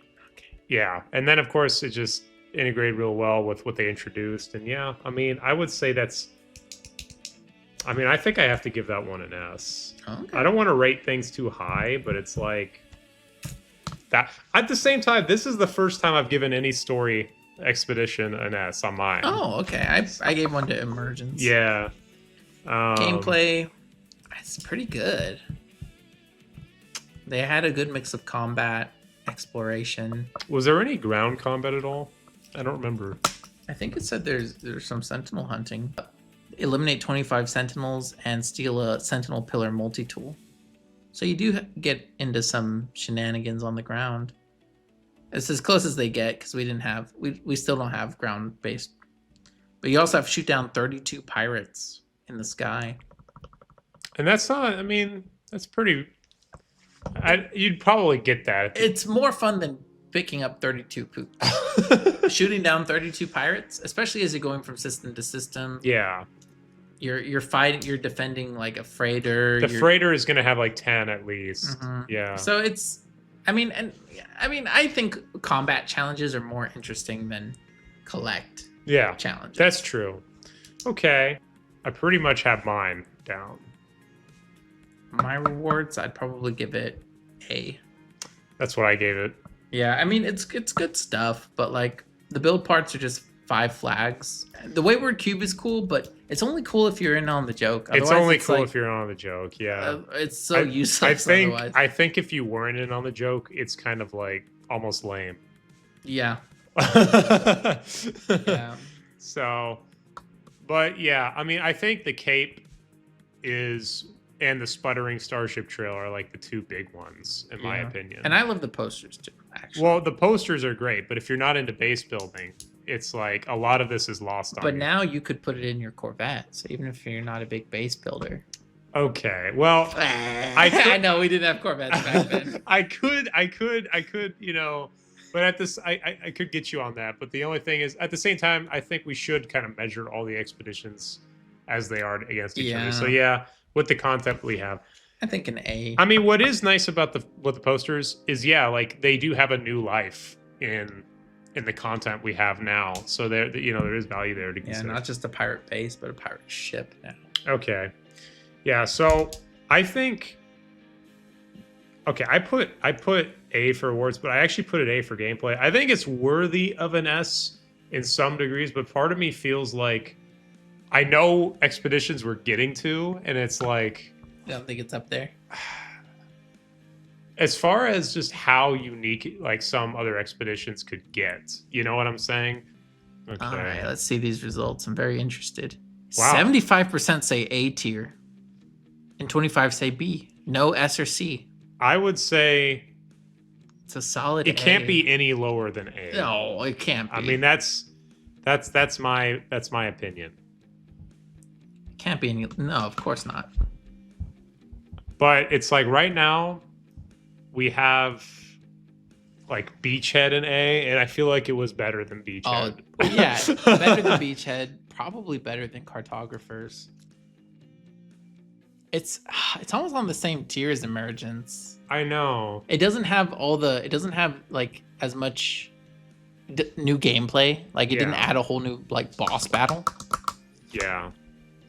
And the rewards are about on the same level. Although I would say like a rideable worm is pretty think cool. a rideable worm. Like, I mean, okay, granted, and like, procedurally generated too. If you don't care about the worm, then I feel like that makes a big difference on how you perceive Emergence's rewards. But like for me, it's like, man, that was what I wanted. I wanted to be able to ride a worm. I mean, that feels okay to me.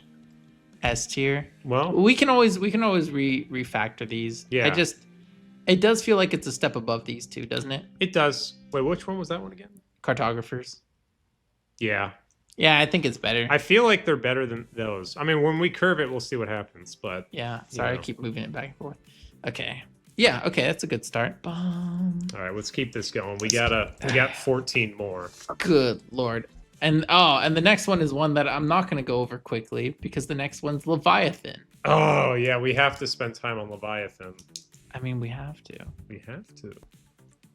Okay, so Expedition 7 Leviathan. This is such an interesting one. Okay, so for those who weren't around back in the day, Leviathan was No Man's Sky's... Is it roguelike or roguelite? Roguelike, right? Roguelike, I guess. So basically, it was a permadeath expedition. But you didn't necessarily start from zero. Like you would, like if you completed a milestone, that would stay completed, but you would lose all your gear and everything. And it was interesting because it wasn't just a permadeath expedition. It was a permadeath expedition where they were buttholes. Actually, they made all the planets more dangerous than they should have been. They made all the predators super dangerous, and then they created a new mechanic that they haven't used since. I don't think they've used it since, where they would ambush you. So you would land on a planet and get out of your ship, and they would just ambush you with sentinels and things. And it was permadeath, so it was very dangerous. You know what? I think it would fall more into roguelite because like light. So I feel like it leans slightly towards roguelite. Yeah. Yeah. Which is interesting.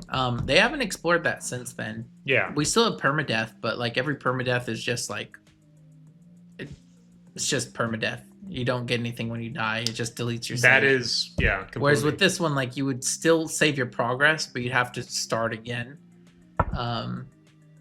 And dude, it was just an interesting expedition. So on top of that, right? That's already a very unique gameplay experience. It's like nothing we've ever seen. Unique, yeah. You're like tiptoeing around permadeath in this thing because it's also, again, there's a time limit, right? You have to beat it within a certain amount of time, and You do not want to have to rebuild that. Yeah, I was so tense playing that. I would not get out of my ship if there was a storm, because they had planets where like it was like you'd see 100 lightning strikes on screen, Oh and my those things would gosh, like yeah. insta kill you. It was like what the? Oh my gosh, that was such a crazy expedition. On top of that, though, there's a story. This is Expedition 7 Leviathan. Sometimes you'd look up in the sky and you'd see something that we still don't have in the game: pods of space whales. You could see those in atmosphere. And eventually, you get to. So, the crazy thing is, spoiler alert, you're stuck in this time loop because the Leviathans put you in the time loop, right? And so. And so that's the thing. There's also I don't even remember all the details, because you'd speak with the Leviathan and they'd ask you all these questions and try and figure out like I guess if you changed or not, right? Because you kind of have to learn. You have to break the cycle Yeah. essentially.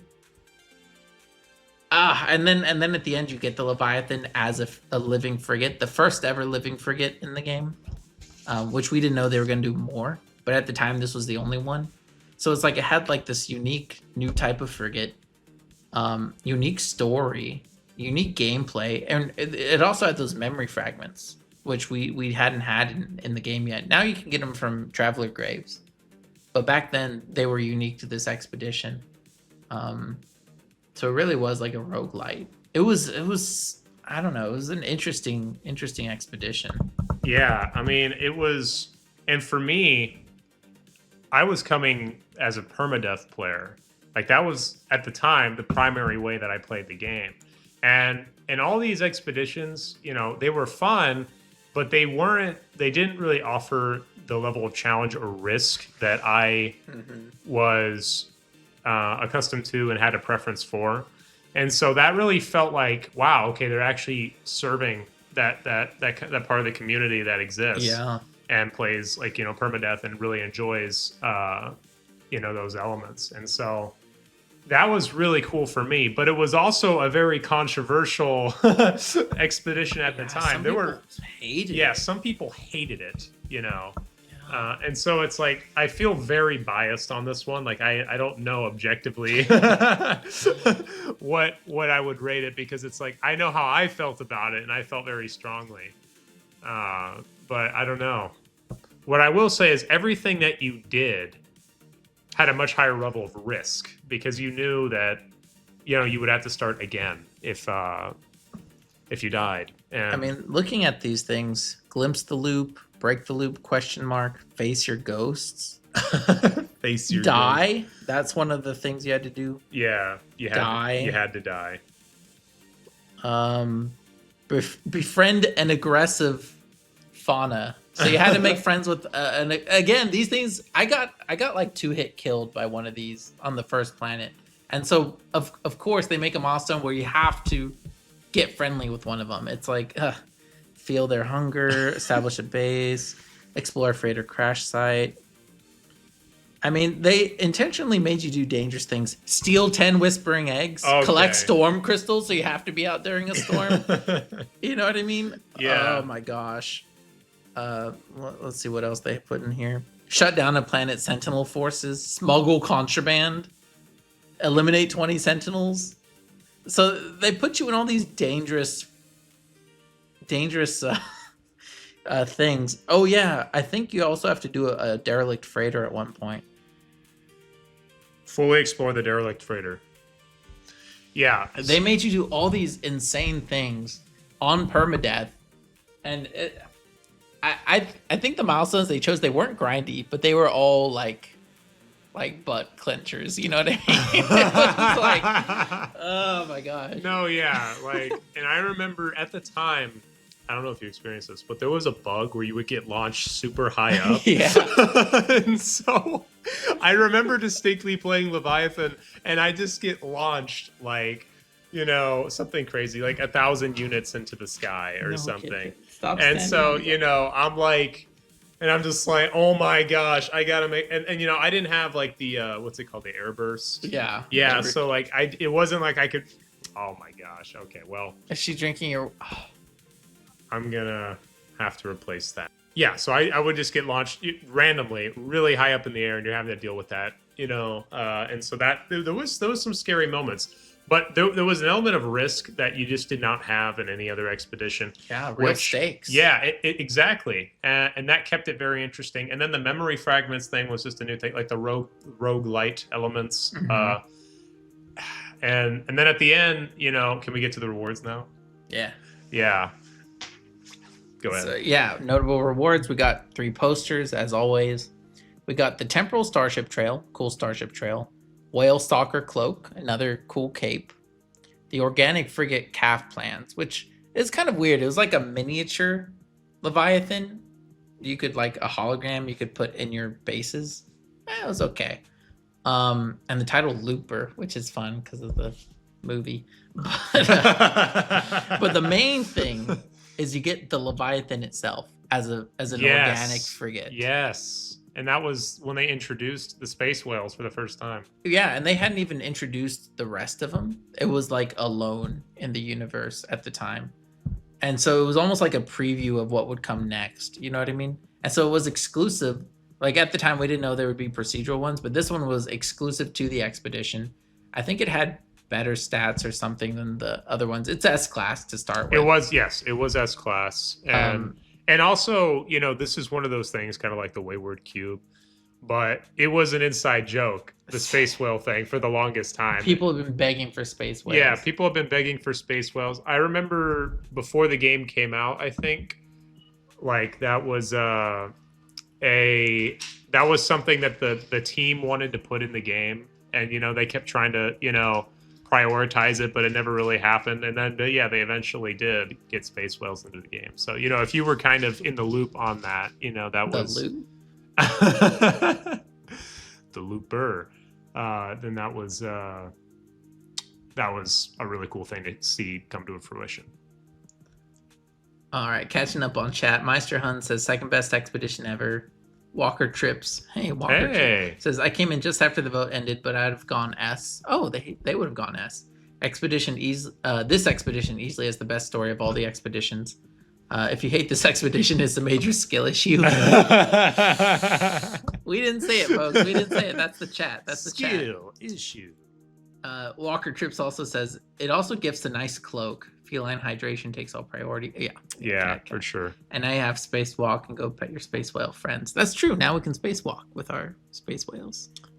I don't think I've done that yet. I didn't even think about that. Yeah, but that's something we can do now. That's pretty cool. Okay. Just no. Oh, yes, I love you, kitten. She has no regard for personal space or professional. I don't know. She's not very professional, this cat. We're not professional.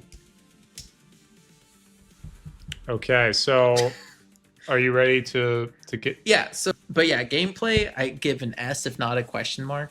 Like, I think it's the best the gameplay's been. The question mark, yeah, because I'm kind of torn on the question mark too, because I feel like if anything is going to go in the question mark category, it's this one. It's so divisive. It is very divisive. It's also S tier. It's like, it's that good, but for some people, it was the worst. It was, yeah. And so, like, if y'all vote like C on this one, or if someone does, I'll understand for sure. But for me, as someone who would play permadeath a lot, like this was like the dream expedition for me. I gotta go S tier on the story. Yeah. I mean, it was great. They worked it into the gameplay 100. They rebuilt their game essentially to meet this story, which was interesting. And then rewards. I mean, it might not seem that crazy now that we can get space whales pretty easily.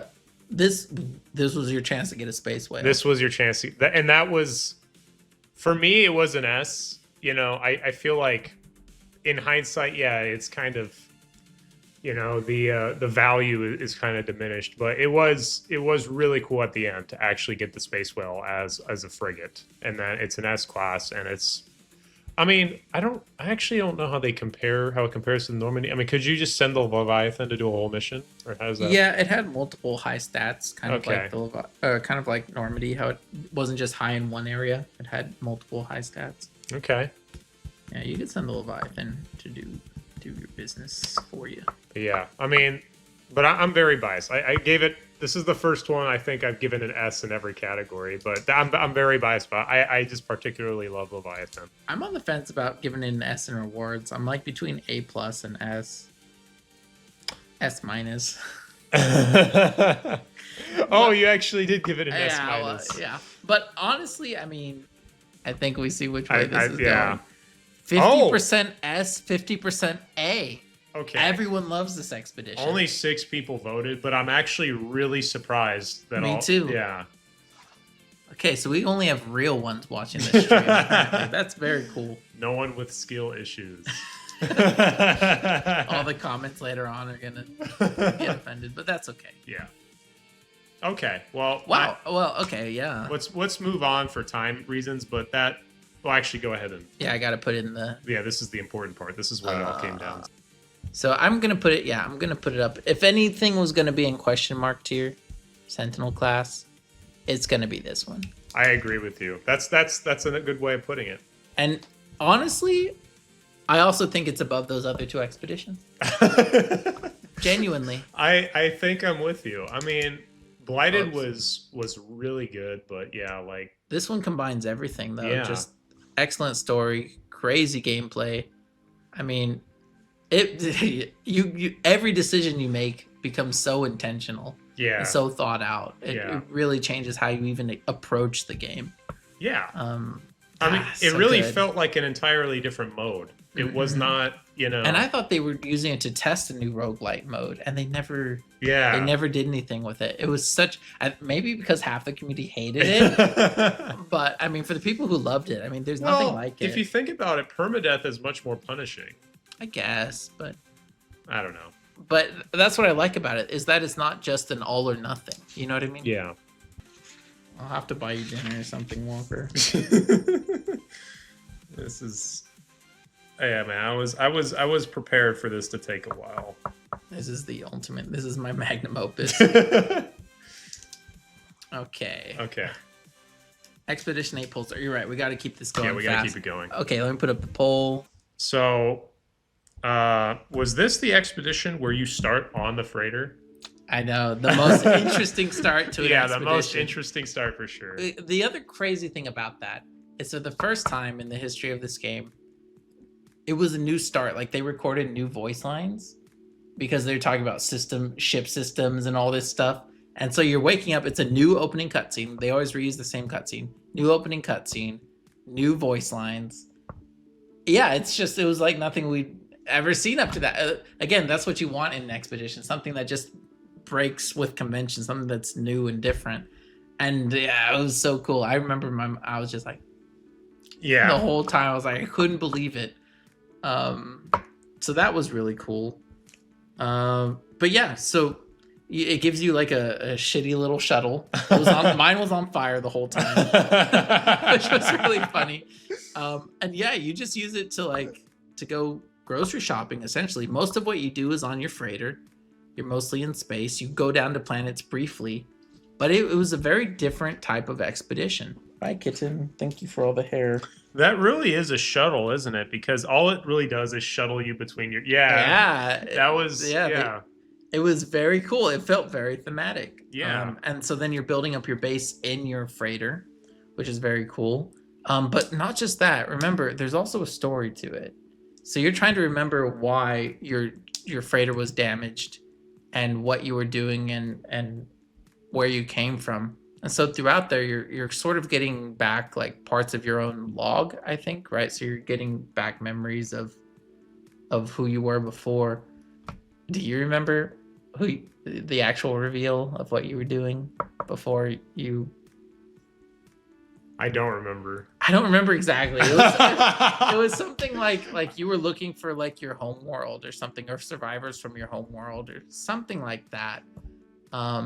But it did feel meaningful at the time. I was like, wow, that's cool. Yeah. Look, it's DiBaggio. The one cat we haven't seen. The shy one. The shy one. Hi, baby bug. Yes. Okay, so Yes, you've made your debut. all right, now that you indulged me on that tangent. Okay, so the story. Okay, so basically there was something about self-discovery. I really wish we could remember it right now. Darn. But it had a story. It had a story. Let me. I'm just gonna look through maybe like in the last. Yeah, is there not like a description of the Reunited with the Lost. After activating Homeworld Repeater, return to your ship and pulse until you encounter. Okay, so there's. Yeah, you're reading logs the whole time, and in those logs. Let's see, does it have the logs in the wiki? If it does not appear to. I wish that stuff was better. Thank you, Kitty. She likes to headbutt. That's how she greets you. Okay. She figured that out. Guess it's her way of like. Well, it said something about a homeworld. So that sounds pretty good. Pretty accurate to what you're saying. Would you say that this story has like much of a universal consequence, or is it more just like a closed? Tiny little one. I don't think it ties into anything else. Okay. But it had a story and it was interesting. Yes. Yeah. So okay. Now gameplay. I don't remember it being very laborious, particularly. No, do you? I don't remember it being bad at all. I mean, you have to document 20 new plants. Hey, Ramby Tojo just subscribed. Thanks, Ramby. I don't know if Ramby's watching. There might be another video subscribing, but I'll take it. Deployed the Nautilon. All right. Hi. Yes, I love you. No, I mean, this is mostly just building up your freighter. Okay, yeah, you're building up your freighter. You're warping around on your freighter. I don't know. I mean, it seems... It's like B+ gameplay. Yeah. It's fine. Story is also like a B. Okay, yeah. Like, it's fine. Okay, well, you want to get to the rewards? Rewards, yeah. 3 posters. Okay. High gravity freighter trail. It's cool that we got a freighter trail. That is cool. Navigation archive plans, which is like the thing that has like the plans sticking out of it. It's like a little tube. A navigation or flaming barrel plans, which that's like an S tier build part because it's just like a flaming barrel. Data display unit plans, which is like a screen, and then fleet commander's cape, which is very cool.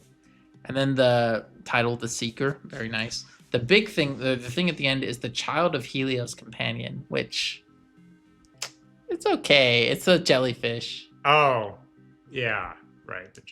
Yes. Which, if you love jellyfish, well, great I mean, for you. What percentage of the population? Okay. I don't know. It looks very silly when I see people ride them though, because they like go vertical because it's going like this, and then you're on top. It's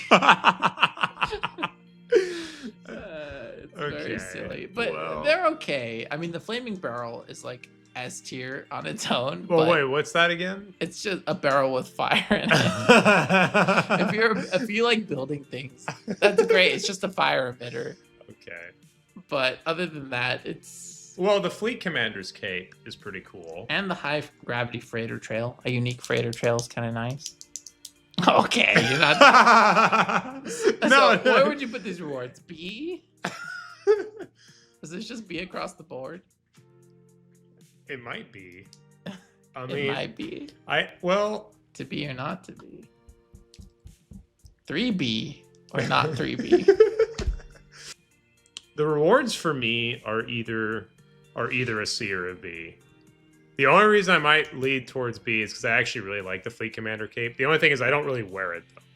I'm going B because I love the Flaming Barrel. I think if any base builder would say that is like very important. All right. You can use it for anything. I don't disagree with that at all.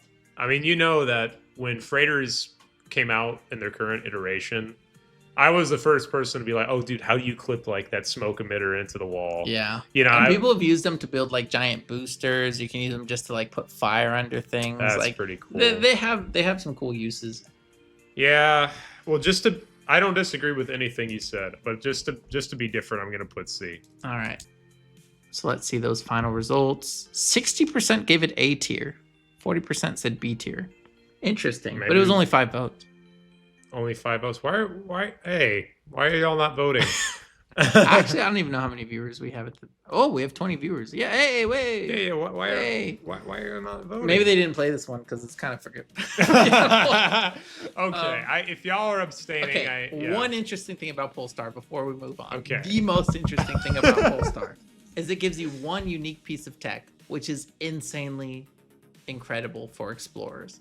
And it is exclusive to this expedition. It's not an expedition reward, but it comes in your freighter. And that is shit, I forgot the name of it. But basically every freighter has this option grayed out. Every freighter has it grayed out. And they added it just for this expedition. Essentially, it's a special warp drive that you can use. It's a black hole, essentially. So it warps you to a random system without damaging your stuff. And you can install it only on this expedition. Wow. So, like, every other freighter has that grayed out on your menu. So it's like you would think you'd be able to do it. And they never put it in the game any other way. It's such a solid piece of... Oh, Schmenky says not voting because I haven't played them. Hey, I appreciate it, Schmenky. And One Hoop said the same thing, so... I appreciate that. We're going to get to the newer ones. Don't you worry. We're going to get to them. Oh, man, we get it. Okay. Yeah, we got to keep moving. Okay, this one, I think... Okay, look, I think it's great that people are willing to give this an A, but it's just, I don't know. My own personal ranking, I don't... I think it's great. Okay, I think it's great. I actually have a positive opinion of it, but it's like, I don't know. When you compare, and B is not bad. B is not for bad. No, B is. I think at the beginning we said it was like. It was okay. Okay. But like I thought it was cool, and then the freighter update was also really good. Oh, but I mean, my thing is this lower than Mass Effect? I mean, I guess, right?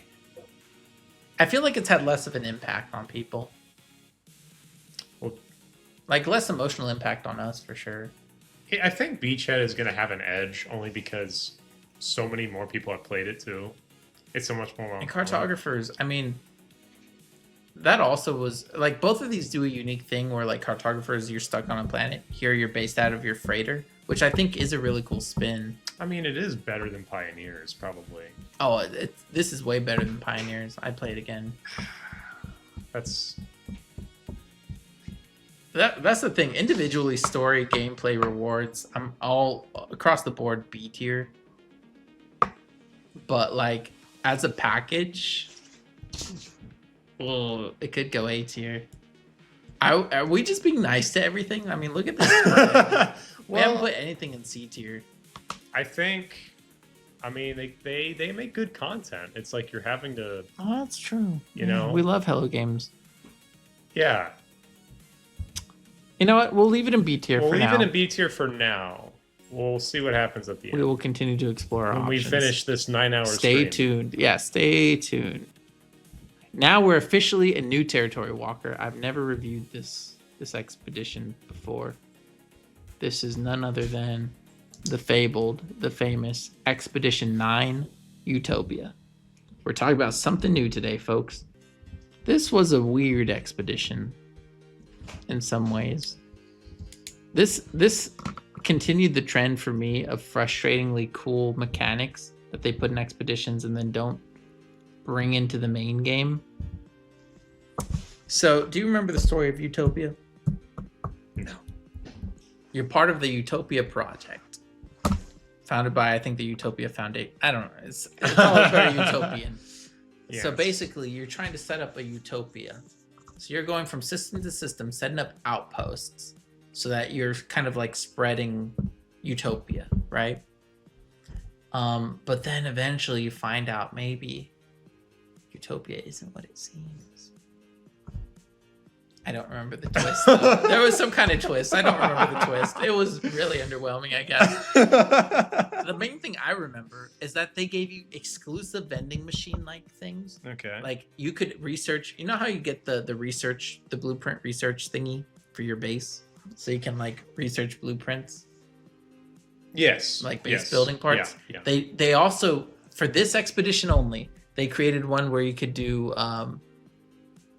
essentially all the other people in the anomaly, they had like digital little kiosk versions. So like exocraft parts, starship parts, Like all the things that like you would want to access in your base so you don't have to go up to the space station or up to the anomaly. They had all of that in this expedition. And they weren't rewards and you can't get them out of the expedition. And it frustrates me because they're so cool and they built the models and the gameplay and I think they're awesome and they never brought it out of here. But essentially it was a somewhat base building expedition. You had to establish like 5 bases.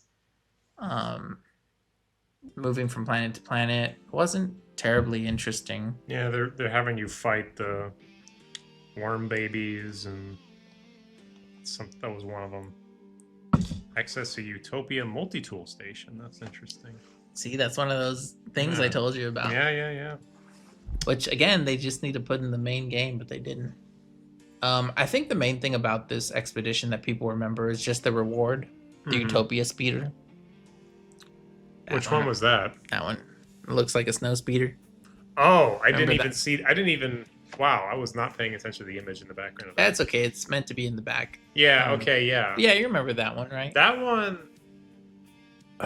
Wait, was that the one that kind of resembled, in spirit, the Hoth kind of? Yeah. Okay. Yeah. Look at that thing. Yeah, I like that one. Yeah. Yeah, they're getting that little 720p. Oh yeah, I guess. But yeah, okay, that was a good reward. I mean, it was a good reward. It's never really been a ship that I've used. No. But I like it. I like having it. Yeah. So it was a lot of generic go from this planet to that planet. Very low requirements on things. Nothing too grindy. The coolest part were those individual research stations that they don't let you take with you. All right, yeah. So story is okay. I'm giving it a B. I'm giving it a B as well. It pulled it long, and it kept being like foreshadowing, like maybe Utopia isn't being completely honest with you. The Utopia Foundation. They were building it up, and then you're just kind of like, wait, what was it again? Yeah, I don't remember what the twist was. There was a twist. So they weren't all as utopian as you'd expect. We can't swear to it that the twist had much impact because we don't remember what the twist was. Don't remember the twist. Gameplay. All right, base building. A lot of base building. Not my favorite mission style, you know. Discover 8 plants. Way to talk it up. Well, she's walking over here. But Pizza, don't be sad. What's wrong? I see. You're going to Papa because Mama says no. Cook local dishes. Yeah, I don't know. I mean, honestly, it's not like it was super grindy or anything. Like It wasn't, but it's like an easy time. I almost feel like B is too good. I would put it in C tier. Yeah, honestly. okay. Yeah, all right. The gameplay wasn't memorable, didn't really do like they gave us those stations, which was cool, and then they didn't make them reward, so it's like they put in that work and they didn't do anything with it. I don't know. All right. Well, for rewards, I'm putting it. Oh, rewards. We have the 3 posters as always. Holographic Friend, which is that Gek hologram, which I love. Fearsome Visor, which was like that Darth Vader looking helmet. Okay.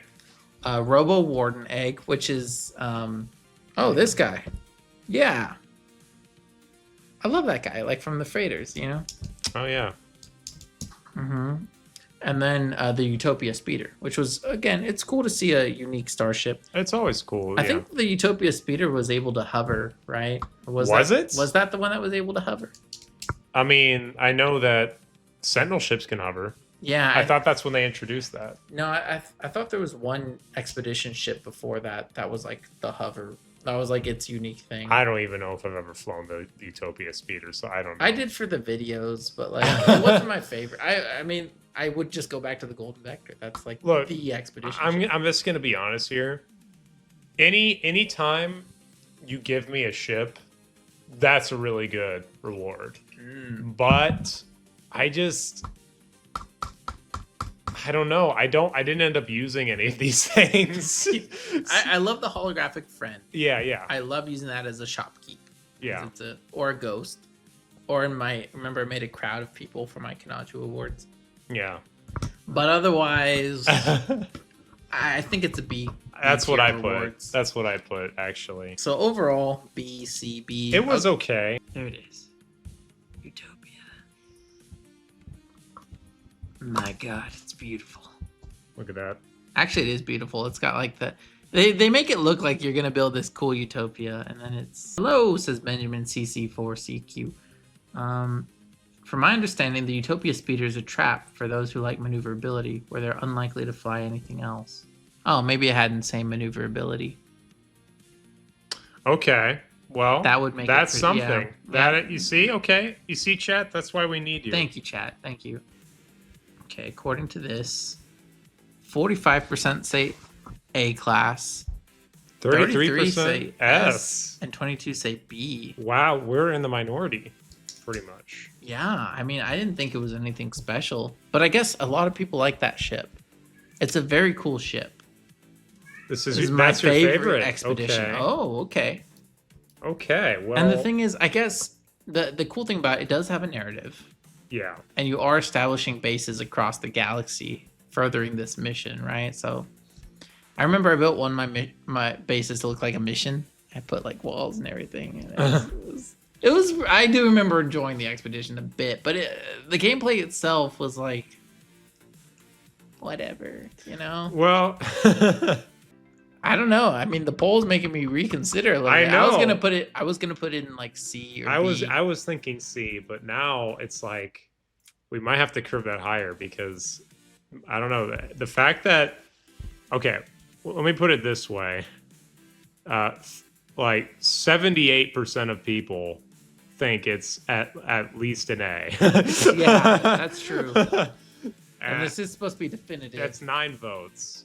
So, you know. I love the ship. The other stuff is also cool, but there is some lore. There is lore. There is lore. And you know what? Story. Pioneers didn't really have lore at all. No. So did we rank Pioneers too high? I feel like it's causing us to skew everything else. We're like, well, it's better than Pioneers. And then you know what I mean? Do we drop Pioneers to C class? Maybe we should. Maybe we should. I love the rewards in Pioneers, but as an expedition. But you know what? They love the speeder. So it's like that's why I think we put Pioneers in B. I mean, my problem is I don't really have any problems with it to put it down in C, right? It's just forgettable for the most part. But we're ranking them with each other, right?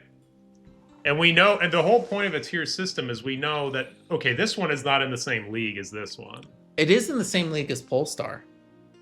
Wait, which one is in the same league? Utopia. Yeah. And you were saying that it's definitely better than Pioneers. Definitely better than Pioneers. Yeah. So that they wouldn't be in the same tier. If one's definitely better than the other. It's more like when you're like not so sure, like, okay, is Beachhead really better than Cartographers? Are you saying I drop Pioneers? I'm kind of starting to be convinced that you should drop Pioneers. And this is coming from someone who I feel like I would defend Pioneers most of the time, but they're just better expeditions to play, right? Yeah. Like the main thing Pioneers has going for it is that it had great rewards, right? But like as an actual game, yeah, it's like who would play Pioneers willingly, right? Okay. I would never play it again, you know? All right. Unless they do something, so unless they give us different rewards. But. Yeah. But that's very interesting that most people will put it in A and S. Wait, it's like, did I switch the scene? Okay, yeah, they can see it. Sometimes I forget to switch scenes. All right, let's move on. Yeah, we got to move on. We'll come back though. Singularity. Oh goodness, are all of these going to be interesting for different reasons? I know. I wasn't expecting that. I thought we were just gonna skip. There were a lot more boring ones, but this one is. This one's unique because it introduced multiple endings. And as far as story goes, this one they actually implemented it into the main story. So if you miss the expedition, you get an extra mission that has the same lore. But if you played the expedition, you skip that mission. Look at like the description under gameplay. There's just so much Oh, more. it's no, you're. That's the thing. It has so much unique gameplay. It introduced new mechanics that they later added into the game. Yeah. That had to do specifically with the story. They introduced new characters that also like that guy there, the construct or whatever. Now he's in the anomaly. You know what I mean? He's part of like the actual established group. But he was introduced in this expedition. Wait, was this the one where we saw the what are those? What is that race called? Robot race? This is before that. This is before that. Yeah, so this was almost like the teaser for it. All we saw, this is when they added the new dissonant worlds. So all we saw were like the heads, you know what I mean? And they had like the codes, and we were trying to. So all this does was it was like hinting at the new. And not just that, we built this guy. It introduced the new worlds, and like I said, the story is actually canon.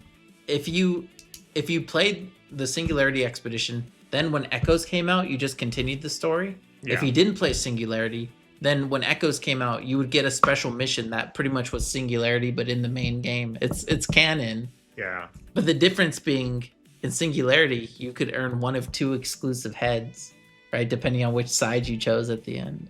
You know what? I actually remember I played this one twice. I actually did play the Redux, yeah. Yeah. So that I could get one of each. Yeah. That's a cool expedition. Yeah.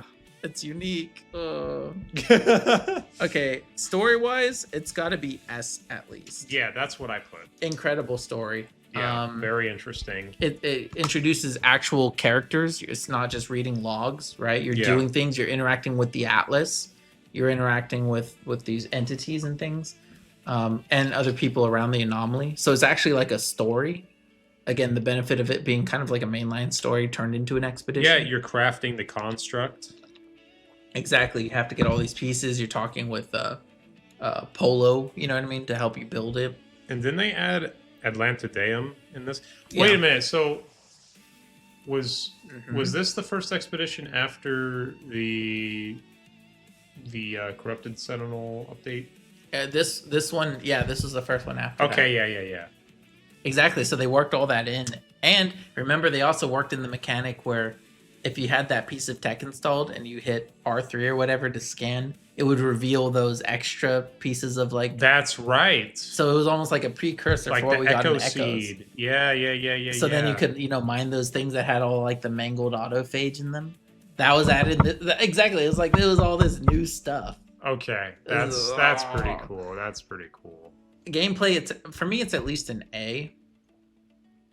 Like, not everything was super interesting, but like they had you doing a lot of unique new things. Like I felt like I was really engaging in a story campaign. It wasn't just a checklist. I was gonna say like the gameplay. Yeah, I mean it was mainly like the story really makes a huge issue. If you take the story out of it, you're kind of just reading chat logs, and I mean you do fight the Corrupted Sentinels, so there is that. Yeah, let me look at those like milestones. That's the one, like like the spider sentinels. Assemble the first construct, commune with the Atlas, forge the first Atlas seed. Yeah, I mean these are just cooler things. Assemble the second, commune with the Atlas, forge the second. Yeah, it wasn't too grindy. You're doing these very simple things. It didn't take too long. Commune with the Atlas, forge the third Atlas seed. I do like expeditions that have you commune with the Atlas because you get extra like dialogue and things. And then the fact that there's 2 optional ones, you choose which Atlantid or Atlas, Crimson or that's pretty cool too. It is pretty cool. Really cool helmets. It really felt like it was building to something too, which it did. That was like a consequential story too, because that was really kind of building towards the overall narrative. Mm-hmm. Which is very interesting. Yeah. All right, let's get to the rewards. And rewards. Atlas, Atlantid, and Construct posters. Okay. Crimson Freighter Trail. I do like freighter trails. Yeah. Discordant Trail for your jetpack. Cool. Crystallized Drone Plans, which I think is a cool build part. It's like the Atlantideum you get with like a drone in it. That's cool. Wayfarer's Helm, which I like that helm. It's very retro. And then either construct head, right? You'd either get the Atlantid one or the Crimson one. Both of them kind of iconic. Yeah.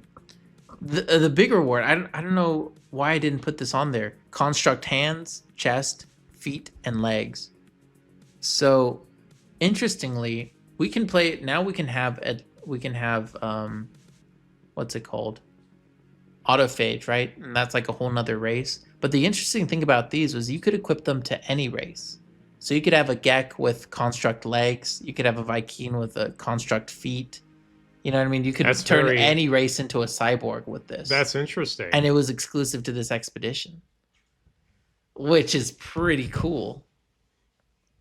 Can you choose autophage? You can, right? You could choose autophage race now, but like you can't. Yeah, you can't do a hybridization. No, this was the closest you could do. Right. Equipping robotic things to another race. And that was the reward for this? Yeah, for the overall.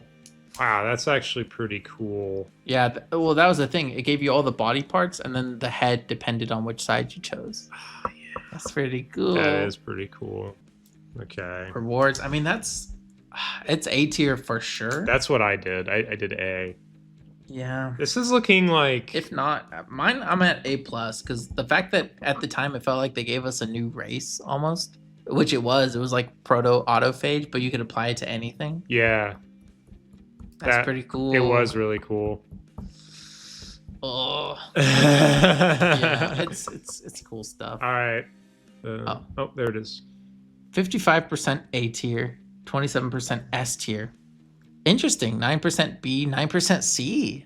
Wow. Okay. A range of opinions. All right. Whoever voted C, if you don't mind sharing your opinion, I'm genuinely curious. Like, yeah, I'm curious too. And I think we've been pretty open to other viewpoints. Although a person one who did kind of call you out on that comment, but it was. We welcome all opinions here, even the wrong ones. Singularity. Oh. So you have it at what? SAA, and I have it at SAA. I think that's an A, right? I mean, although I don't know, I feel like it might be better than Beachhead. 100%. I think it's better than Cartographers too. Okay.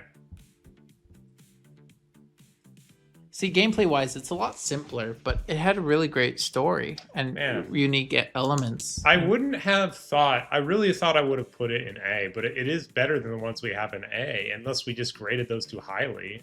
I'm wondering if we did. Well, I don't know, but at the same time, like, Cartographers, for me, is above these two, personally. Yeah. I know not everyone feels that way. But then, even then, would you consider this still better than these two? These are almost more solid offerings, gameplay-wise. But it's the Mass Effect. No. You know, it's... Yeah, like, when I go back and I look at my ratings, I'm glad we wrote these down. Yeah, like, this is very helpful. I'm looking at, you know, Expedition 2, and it's like, I definitely gave Expedition 10 a better rating than Expedition 2. So it's like, I feel like, yeah, it is better than Beachhead. This is so interesting. I feel like even though we're the ones coming up with these numbers, I'm still surprised by my own numbers. Yeah, I didn't... Exactly, that's how I would put it too. And this is exciting because now we're ranking things I've never ranked before. Oh, this is so cool. We're going to have the definitive tier list. All right, moving on, since we have to. Voyagers. Okay. Well, I guess we can go category by category. Briefly. So the thing about Voyagers, do you remember Voyagers? No, not really. So I reread part of the blog post today as I was gathering the images for these backgrounds. And Voyagers is very much meant to be just like at least from what I remember, a sightseeing trip, essentially. It's like, hey, we updated the game. Check out the game. Voyagers. That's what it is. So they just give you, oh, what's it got there? That brings Oh, back. I remember that. Oh, I see. It's trauma. That's why I forgot. That's why we forgot this Oh, expedition. We goodness. blocked it out. Ooh.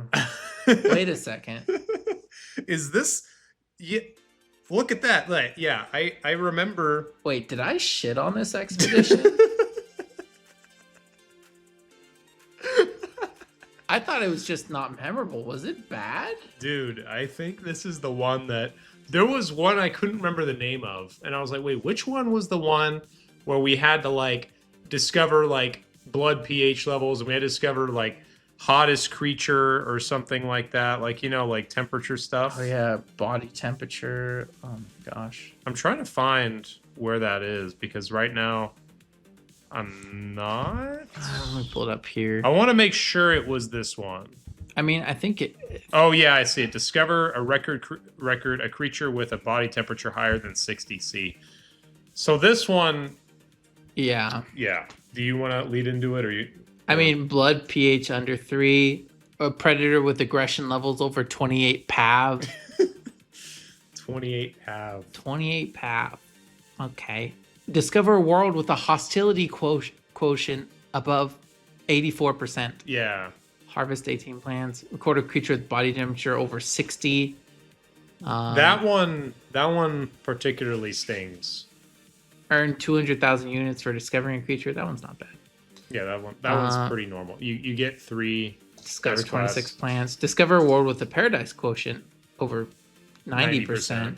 Discover an herbivore at least 7 meters high. Yeah. Okay, well, can I say something? Yes, please say something. So, this we kind of touched on this on an expedition earlier, but we don't go into this thinking, okay, we're going to use a guide. No. You know, and frankly, I think there's some games where you kind of have to rely on guides, but No Man's Sky for me has always been about jumping in and just kind of, you know, kind of easily falling into an adventure. Like it's not supposed to have a ton of effort to it. You know, you're just kind of, you know, the universe is doing stuff. It's a big sandbox and you're kind of just, you know, you're getting lost in it and stuff is happening. It's not supposed to be like, okay, you need to go online and watch walkthroughs. I had to go on Reddit and find where these planets were because otherwise it was just impossible. Like I could not find and there was even some quirks with it. I remember I read a Reddit post that was like, do not like discover this creature before this creature or else the creature, you know, stats were not going to be the same and it would not give it to you. Like it was very finicky and you had to really do research before you went or otherwise you'd just be wandering forever, never finding what you're looking for. That was my experience.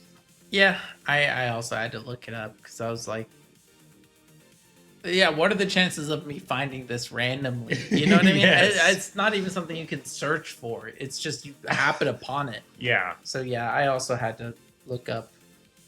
Yeah, it wasn't that good. Okay. Do you remember what the story was? Was there a story? I don't think there was a story.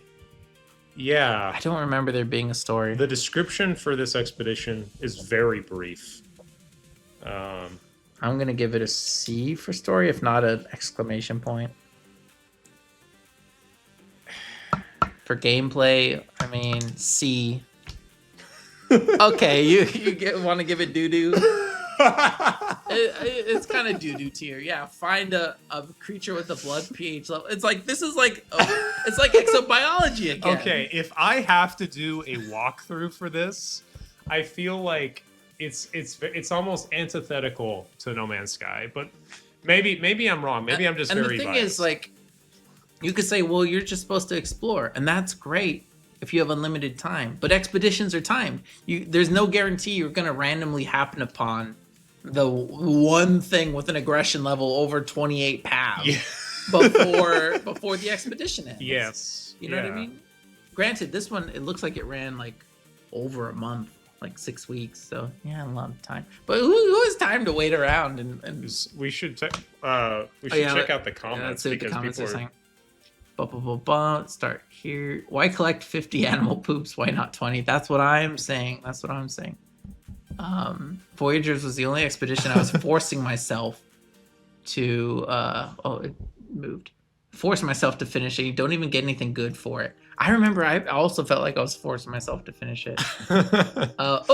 You hated this expedition in an episode of the Deep Space Travel Break. Thank you, Landry. Thank you. I knew I had to have been on record talking about this. Yeah. That's crazy, because going into this, I was thinking I have nothing to say about this expedition.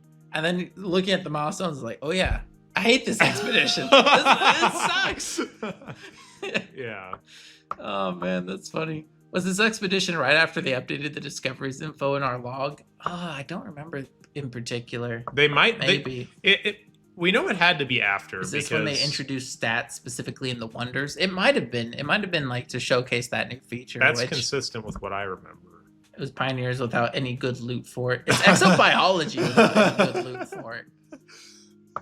Message retracted. At least we didn't need to collect 50 feces. Well, that's always... Yeah. Did we have to collect feces on this one?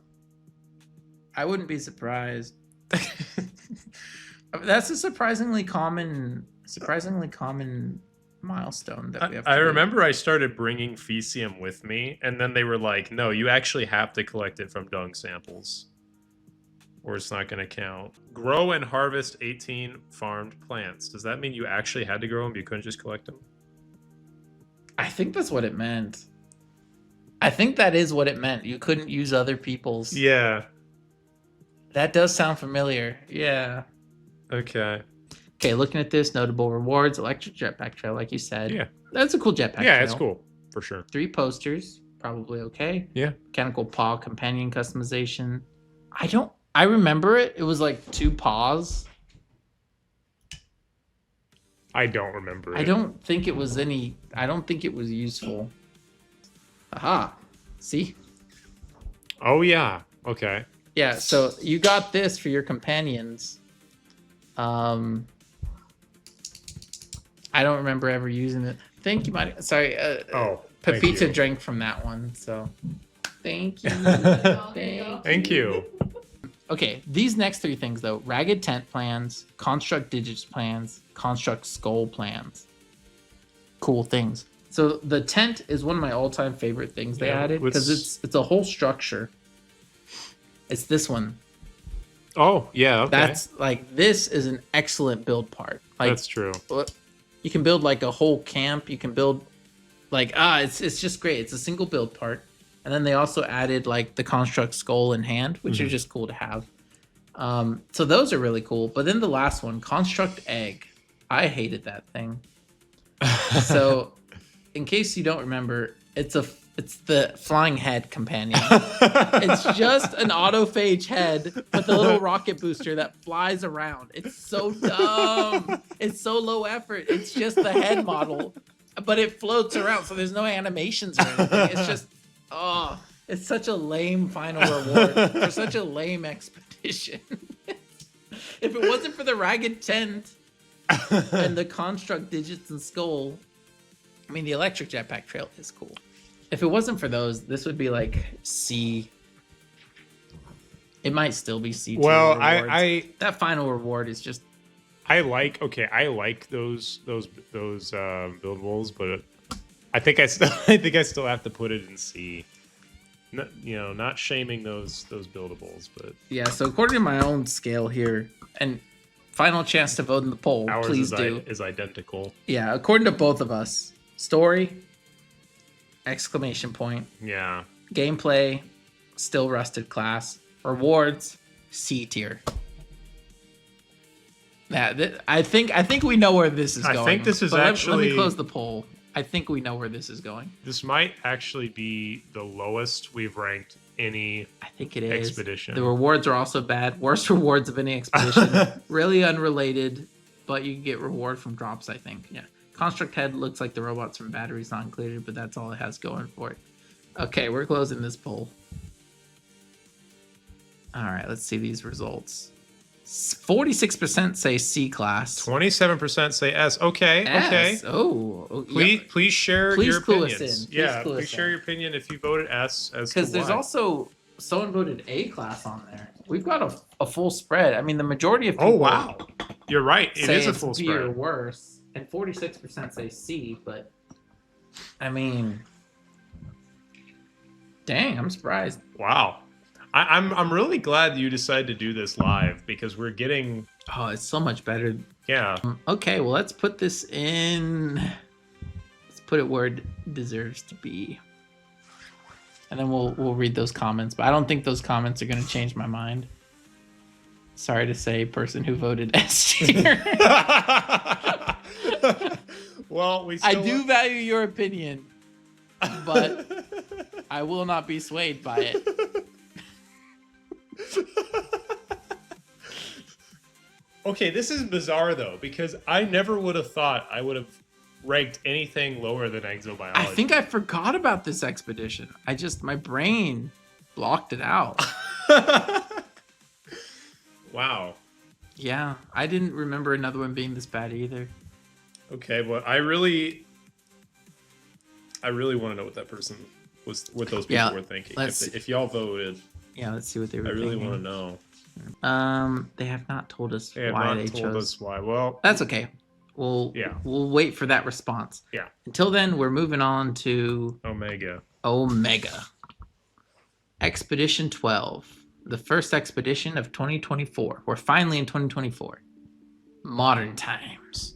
Do you remember Omega very well? Well, I'm reading the description. It's jogging my memory a little bit. Players starting this expedition will start on a planet with a derelict freighter in the sky with their starship a few hundred units away from their spawn. That's a very cool start. Yeah, and it says you start with a random solar ship. Is this when they added solar ships? No. Okay. They added solar ships at the same time as Expedition 6, the Blighted. Man, the Blighted is just goated. Yeah, I love the Blighted. Yeah. Okay, well, tell me about it because I'm not gleaning much from this. So, the thing about Omega is there's not much to say about Omega. Okay. This released with the Omega update, and the main feature of the Omega update was the new Expeditions console or whatever. Mm-hmm. Where in the anomaly, now you can start an expedition from your main save. You carry your main save appearance, and you can unlock your main save multi-tool and starship to use in the expedition. Plus, you can also send yourself some goodies, right? So that when you make it to the anomaly in the expedition, you can take goodies from yourself. And when you finish the expedition, you can also send stuff to yourself. So you don't lose everything you got in the expedition. Made expeditions way better, I think. Way better. For the people who still want to go in fresh, they can. For people who are just interested in the rewards, who have played No Man's Sky, you can bring in all the main stuff you would expect to need, like tritium and what's it called? Chromatic metal. And all the stuff that you don't want to grind for. Even things like ferrite dust. It's like I'm not trying to grind all this ferrite dust after having X amount of hours in this game. You know? So, big overhaul to expeditions, but that's the update. This is the Omega Expedition. The way I viewed it was, I remember at the time thinking, okay, plain Jane Expedition, inoffensive, forgettable. It was pretty much like, it was almost like another Pioneers. It was like a reset. Like, this is an expedition. That's how I remember. It's just a checklist. Okay, yeah. And Landry saying, this expedition has some of the best rewards. Yes, the Atlas Scepter is the one with the runic lens. That's true. Benjamin says it wasn't boring, even though I don't think there was any lore, but it had one of the best rewards of any expedition. One Hoop says, and I think the Atlas Scepter is the staff with the runic lens. Yeah, that one's cool. In the Omega update, you could command pirate dreadnoughts. Yeah, that was the other big thing of the update. So the Omega Expedition, I don't recall there being much. Like, I can look at the milestones. I don't recall there being much to it, but I agree. As far as rewards go, it did some interesting things. Like, the Atlas Scepter was the first ever expedition exclusive multi-tool. So that was like a cool milestone, I thought. And it was a staff.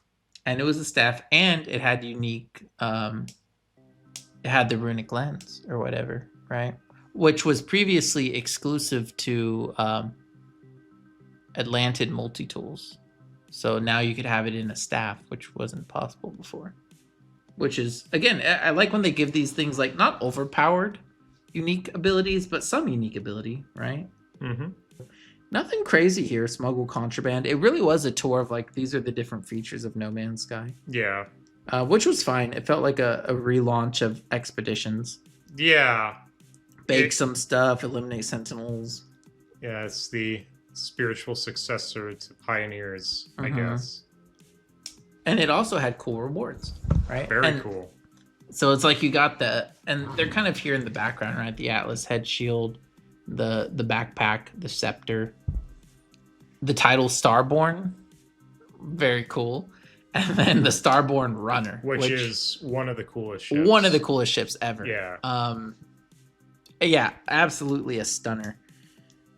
So, I mean, as far as rewards go, it's definitely... I immediately put an S. I'd put it in S tier. Before we even really started talking about it, I scanned what the rewards were. I'm like, okay, yeah, this is one of the best. I also included in here 4,800 Quicksilver. Because this was, now that like you could go back to your main save, they added Quicksilver as a reward. 1,200 for tiers 2 through 5. So that's 4,800 Quicksilver, which... It's not like a gold level thing, like it's not unique to this, but that's a pretty cool, like, yeah, if I'm gonna be doing this like kind of grindy thing I've done before, like getting some Quicksilver out of it, I thought that was a great way to give us that. Because at the time I wasn't really grinding like daily missions, but I could use that to buy like the new base parts they were adding, all that cool stuff. So it was like, yeah, it made the expedition more rewarding, even though it wasn't like a unique thing. It's still a valuable thing they could give us, you know what I mean? So I thought that was a cool new trend to start, since you could do it on your main save now. Okay.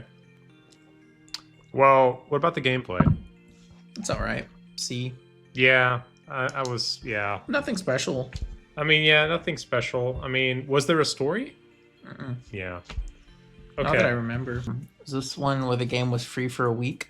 Ooh, this might have been the one where it was free for a week. I don't know if that's in the notes in here anywhere. Yeah, because they did run a game trial. That might have been Omega. I know that this was the expedition I showed one of my friends, like No Man's Sky. It might have been because it was free then. Yeah. Yeah. We can't confirm that right now, but it very well might have been. Yeah, but it was very much like a reintroduction. I felt like it was next to Blighted, it was a great expedition for someone who's never played No Man's Sky before. Yeah, it gave you a good rundown of all the different things, gave you some cool rewards. Yeah, it set you up really well. Uh-huh. Yeah, it was great. If Omega was your first expedition, you start off No Man's Sky at a high note. Also, the Starborn Runner has a photonics core. That's also, yeah, that's a fun little note. I love that ship. More than a week's worth of dailies, at least as Quicksilver works now. Yeah, it's a lot of Quicksilver. It's again, it made it feel worth it. You know what I mean? Maybe I'm never gonna wear this specific customization or use this scepter because I already have one or whatever. Yeah. But yeah, everyone could use 4,800 Quicksilver. That's pretty good. Maybe not Captain Steve, because he actually plays all the weekend missions. He probably has enough Quicksilver, but I sure don't. Yeah. So I could use 4,800 Quicksilver. Shoot. Yeah. That's pretty good stipend. Yeah. So story, I mean, I put Rust, and it's not like it's not bad. It's just it's non-existent. It's non-existent. That's the thing. Yeah. So I mean, this looks bad. Rust C S, but really, it's really okay. I have nothing against Omega. Like, it's okay. You know what's funny? Rewards. My rating for this one was actually the same as Pioneers. And it's very similar if you think about it, because no story in Pioneers. The gameplay was just a checklist. Yeah, it's just a checklist, but the rewards were so good. And so it really does feel like Pioneers 2.0, but better than Pioneers though, because you could better than Pioneers. You could it's just less grindy. Yeah, it was less grindy, like much less grindy, and then you had your profile. Yeah, so you could load up with all the things you might need to grind. So yeah, it did. It's like a better Pioneers, yeah. Yeah. So let me close the poll now. Hopefully everyone got their votes in. Only 6 votes. Like, did y'all not play Omega? Do y'all not have phones? No. Good reference. Do y'all not have phones? No, I mean, that's fine. So with 6 votes, they're saying S and A. It has to be because of the rewards. The gameplay, there's no story, base level gameplay, nothing interesting, but the rewards are S tier.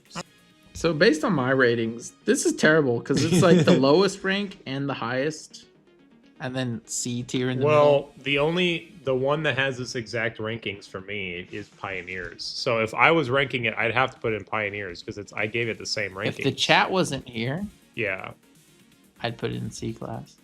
Okay. Now, the Starborn Runner is an all-time great expedition reward. But so is the Golden Vector, right? Damn it.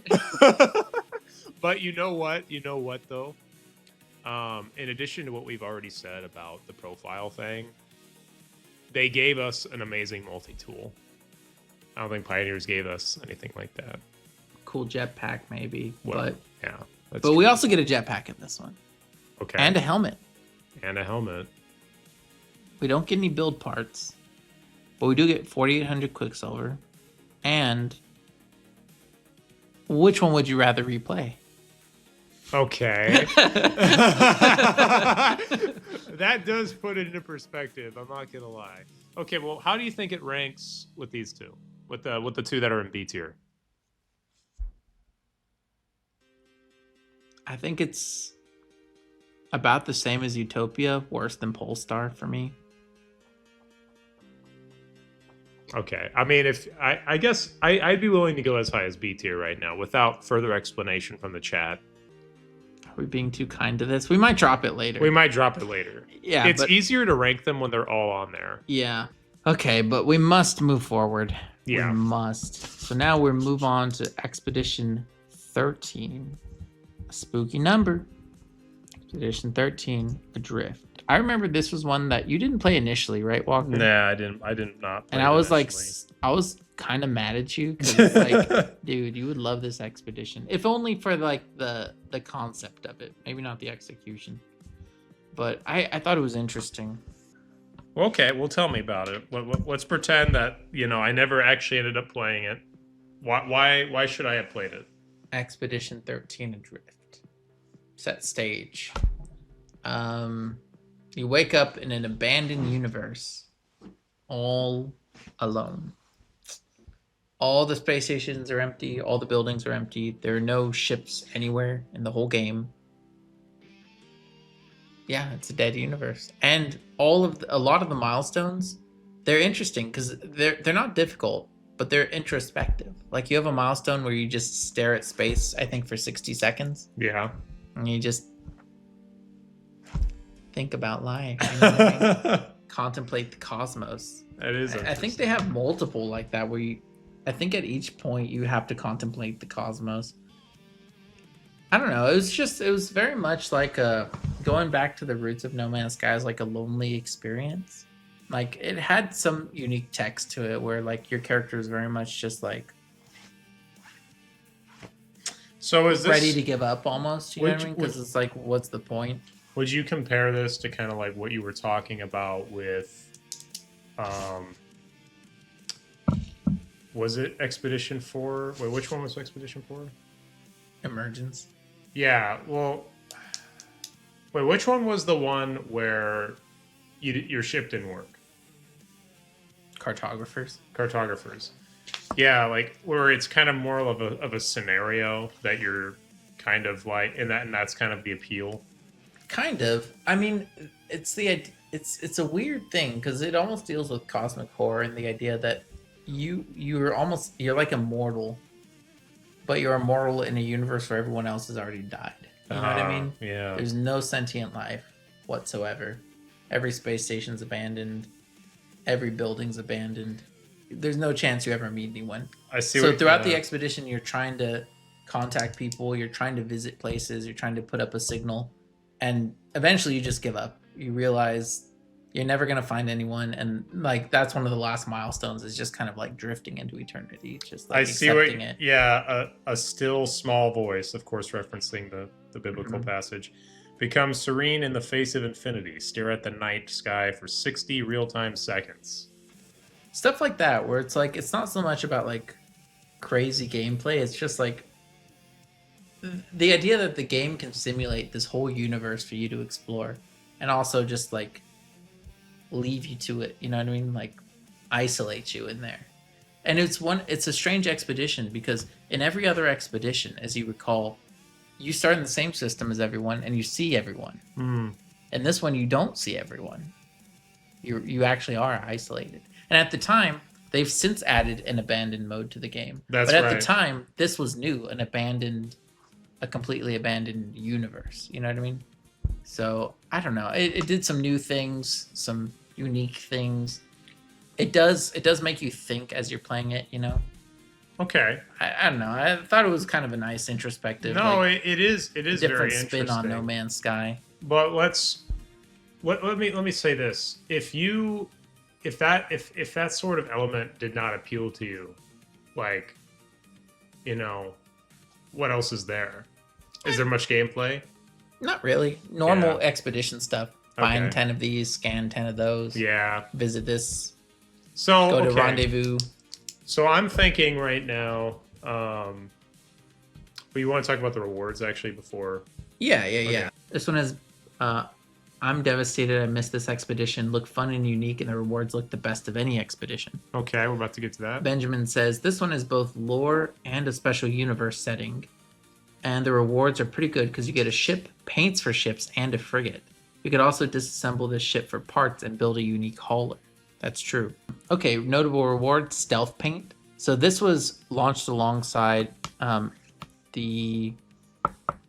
What's the name of the expedition I contributed to? Orbital. the same update that they added. My work. I already know where you're gonna rank that one. No. But then these space stations don't feature my work because they're all abandoned. So minus points for cutting my work out of this expedition. No, just kidding. No, so that was the update. They added ship customization. Oh, okay. So they added a custom stealth paint you could only get from this expedition. That's Yeah. pretty cool. 3 posters, fine. Starship wreckage base parts. So those are like the crashed starships. Mhm. They added 5 separate ones that you could place as base parts. Very cool. Gnawing Scuttler companion egg. Oh, this one. But see, what I like about this is they added this as a tier 3 expedition reward. For like the other expeditions, that would have been the top tier one, right? But that's okay. This is just phase 3. Yeah. Phase 4, you get the Ship of the Damned. That is a very cool frigate. Yeah. That is a very cool frigate. It is really cool. The Ship of the Damned. That's a cool name. And it's like it looks so cool. There's no other frigate like it. No other frigate like it. Yeah. You get the title Drifter. Sweet. That And is then you pretty get cool. the Iron Vulture. That starship, very cool. And iron panels, another custom material you can only get from this expedition, where it looks like you've like built it, out of like little pieces of metal and stuff. Yeah.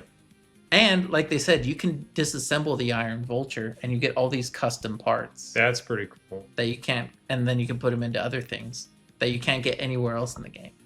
So as far as rewards go, it worked into the update pretty well. Gave you some interesting stuff.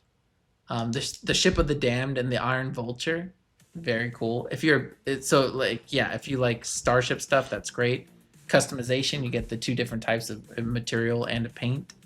If you're a base builder, you get 5 really great starship parts or free things to build, plus the posters. And if you like companions, I mean, they've got a unique one there too. I feel like it's got a lot of things. Gameplay wasn't... Here's the thing, I want to say it wasn't anything special, but some of those odd milestones do make you slow down, which is... They make you engage with the aesthetics of the universe That's versus true. the gameplay of it, No, yeah, I appreciate that. I'm also just trying to think. It's kind of like with the base building thing. I'm just trying to think of like would this appeal to people who? Because I feel like a lot of people do play No Man's Sky for that. They play it, just to kind of. A lot of people play it for chill vibes. Yeah, exactly. And so I could see that, I could see that being appealing. But I'm just wondering, like, for people who liked expeditions more like Emergence or Blighted, I don't think those people are gonna like feel the same way. No, it's not as exciting, but I mean, there is a narrative thread through it, that you're trying to find other people, and it kind of feels like maybe you will at the end discover something, but then you don't. You know what I mean? Okay. So it's like that's kind of nice, and you do run into the ship of the damned at some point. I forget what it does in the story, but I think it's just like, ooh. Yeah, cosmic horror. Ooh. Yeah, it's kind of fun. All right, guys, we're gonna talk about our ratings now. So go ahead, and we're gonna last chance to vote. Story B. So I actually went with A on this one, because I probably would have put B, but you really kind of sold me on the cosmic horror element, because remember that song I kind of showed you on like their list of tracks, that it's kind of like in the middle of another track, and it's kind of I don't even remember exactly where it is, but it was very much like it was like they had this song in there, like 65 Days to Static, where it was almost like there was like an evil presence that, was kind of lingering in this void, And so that was very cosmic horror-esque. And it's like, I know you're not remembering it right now, but it was very good. And I remember I kept trying to get you to play one of your videos. You're like, no, I'll get copyright struck. I would. But the point is like, there is an element. There isn't. There is, existential horror in this game. And so the fact that I guess I had forgotten about it. I mean, I played the Redux eventually, but the fact that was actually an element that they explored, my bias has come out, and it's like, okay, well, now I want to give it props because, they actually kind of explored that more. Although, I probably would have given it like a B before, but yeah, that's why. Now you've convinced me via me convincing you. I'll give it an A. I mean, looking at the list of things here, it's like, I think it's a better thing than Cartographers, probably better than Utopia, Polestar. I think so. I mean, as a scenario, anyways, and it's like it's a scenario, and then they also kind of guide you through it with the milestones. You know what I mean? They're it's tied into it. Gameplay wise, I mean, B. I actually ended up putting C on that one. But, like for me, it's just kind of like, if you're not biased like me and you're not into the idea of the existential horror of loneliness, it's kind of like, I just don't think staring into the sky is going to appeal. that's actually called No Man's Sky. That's the opposite of gameplay. Just point your camera up. Exactly. How meta can it be, man? It's like, that's the thing. The thing I remember about this is the gameplay, but the gameplay being that I wasn't playing the game. Look, I mean, let me put it this way. Think about Billy, okay? Could you sell Billy on this idea? Yeah. No, you couldn't. Maybe on a good day, if he's feeling introspective. All right, maybe you know him better than I do.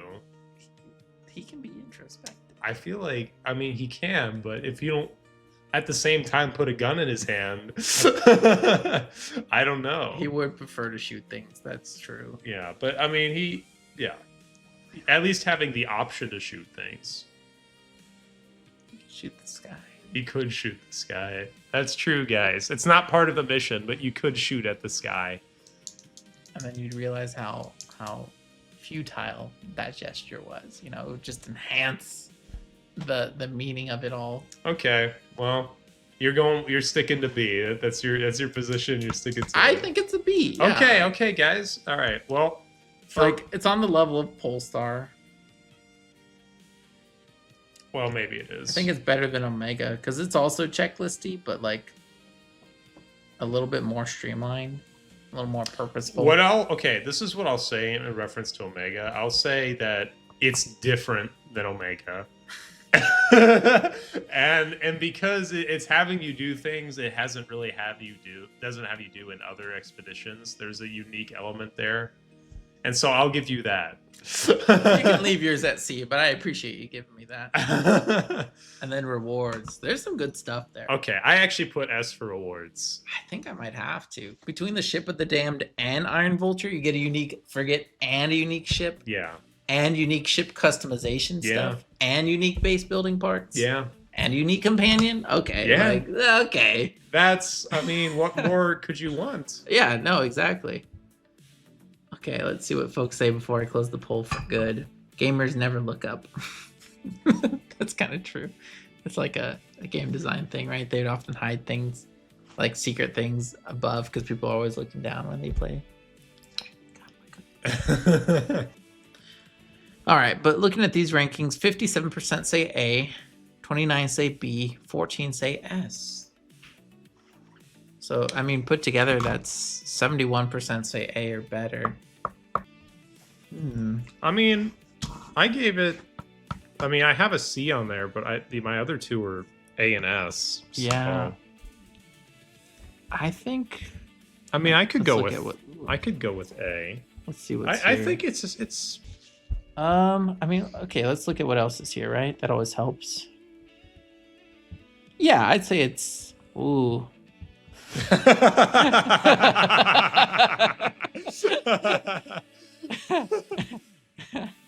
Well, I definitely think it's better than Omega. You definitely think it's better than Omega. Definitely. Okay. I think it's probably better than Omega, but I wasn't definite about it. I think it's probably better than Utopia. Man, I got something in my eye. And possibly better than Polestar.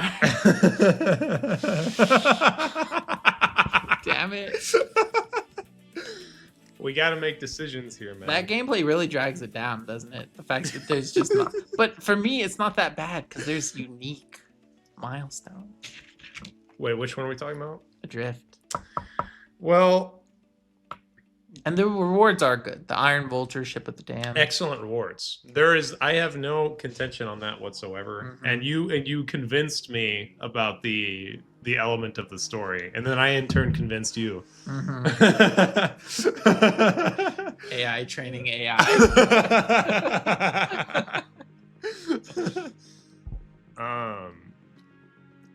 I mean, I'd be okay putting it in A, but I would not put it in S though. No. Yeah. No, I wouldn't do that. No, these guys, it's nowhere near these guys' levels. Come on. Those have story, gameplay, rewards. Yes.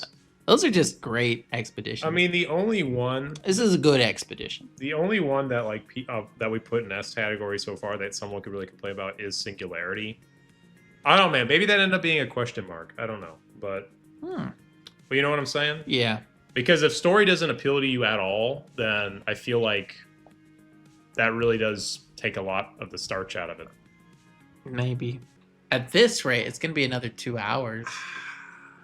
We can't let that discourage us. We gotta keep. Well, we gotta get this, and I'm definitely gonna have to cut this down into a shorter video later.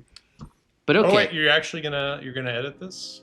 Hell yeah! Oh. All this work, I gotta publish it Oh like my main gosh. channel. This is gonna be quite a project to go through all this footage. Nah. Who needs sleep? Okay. Good point.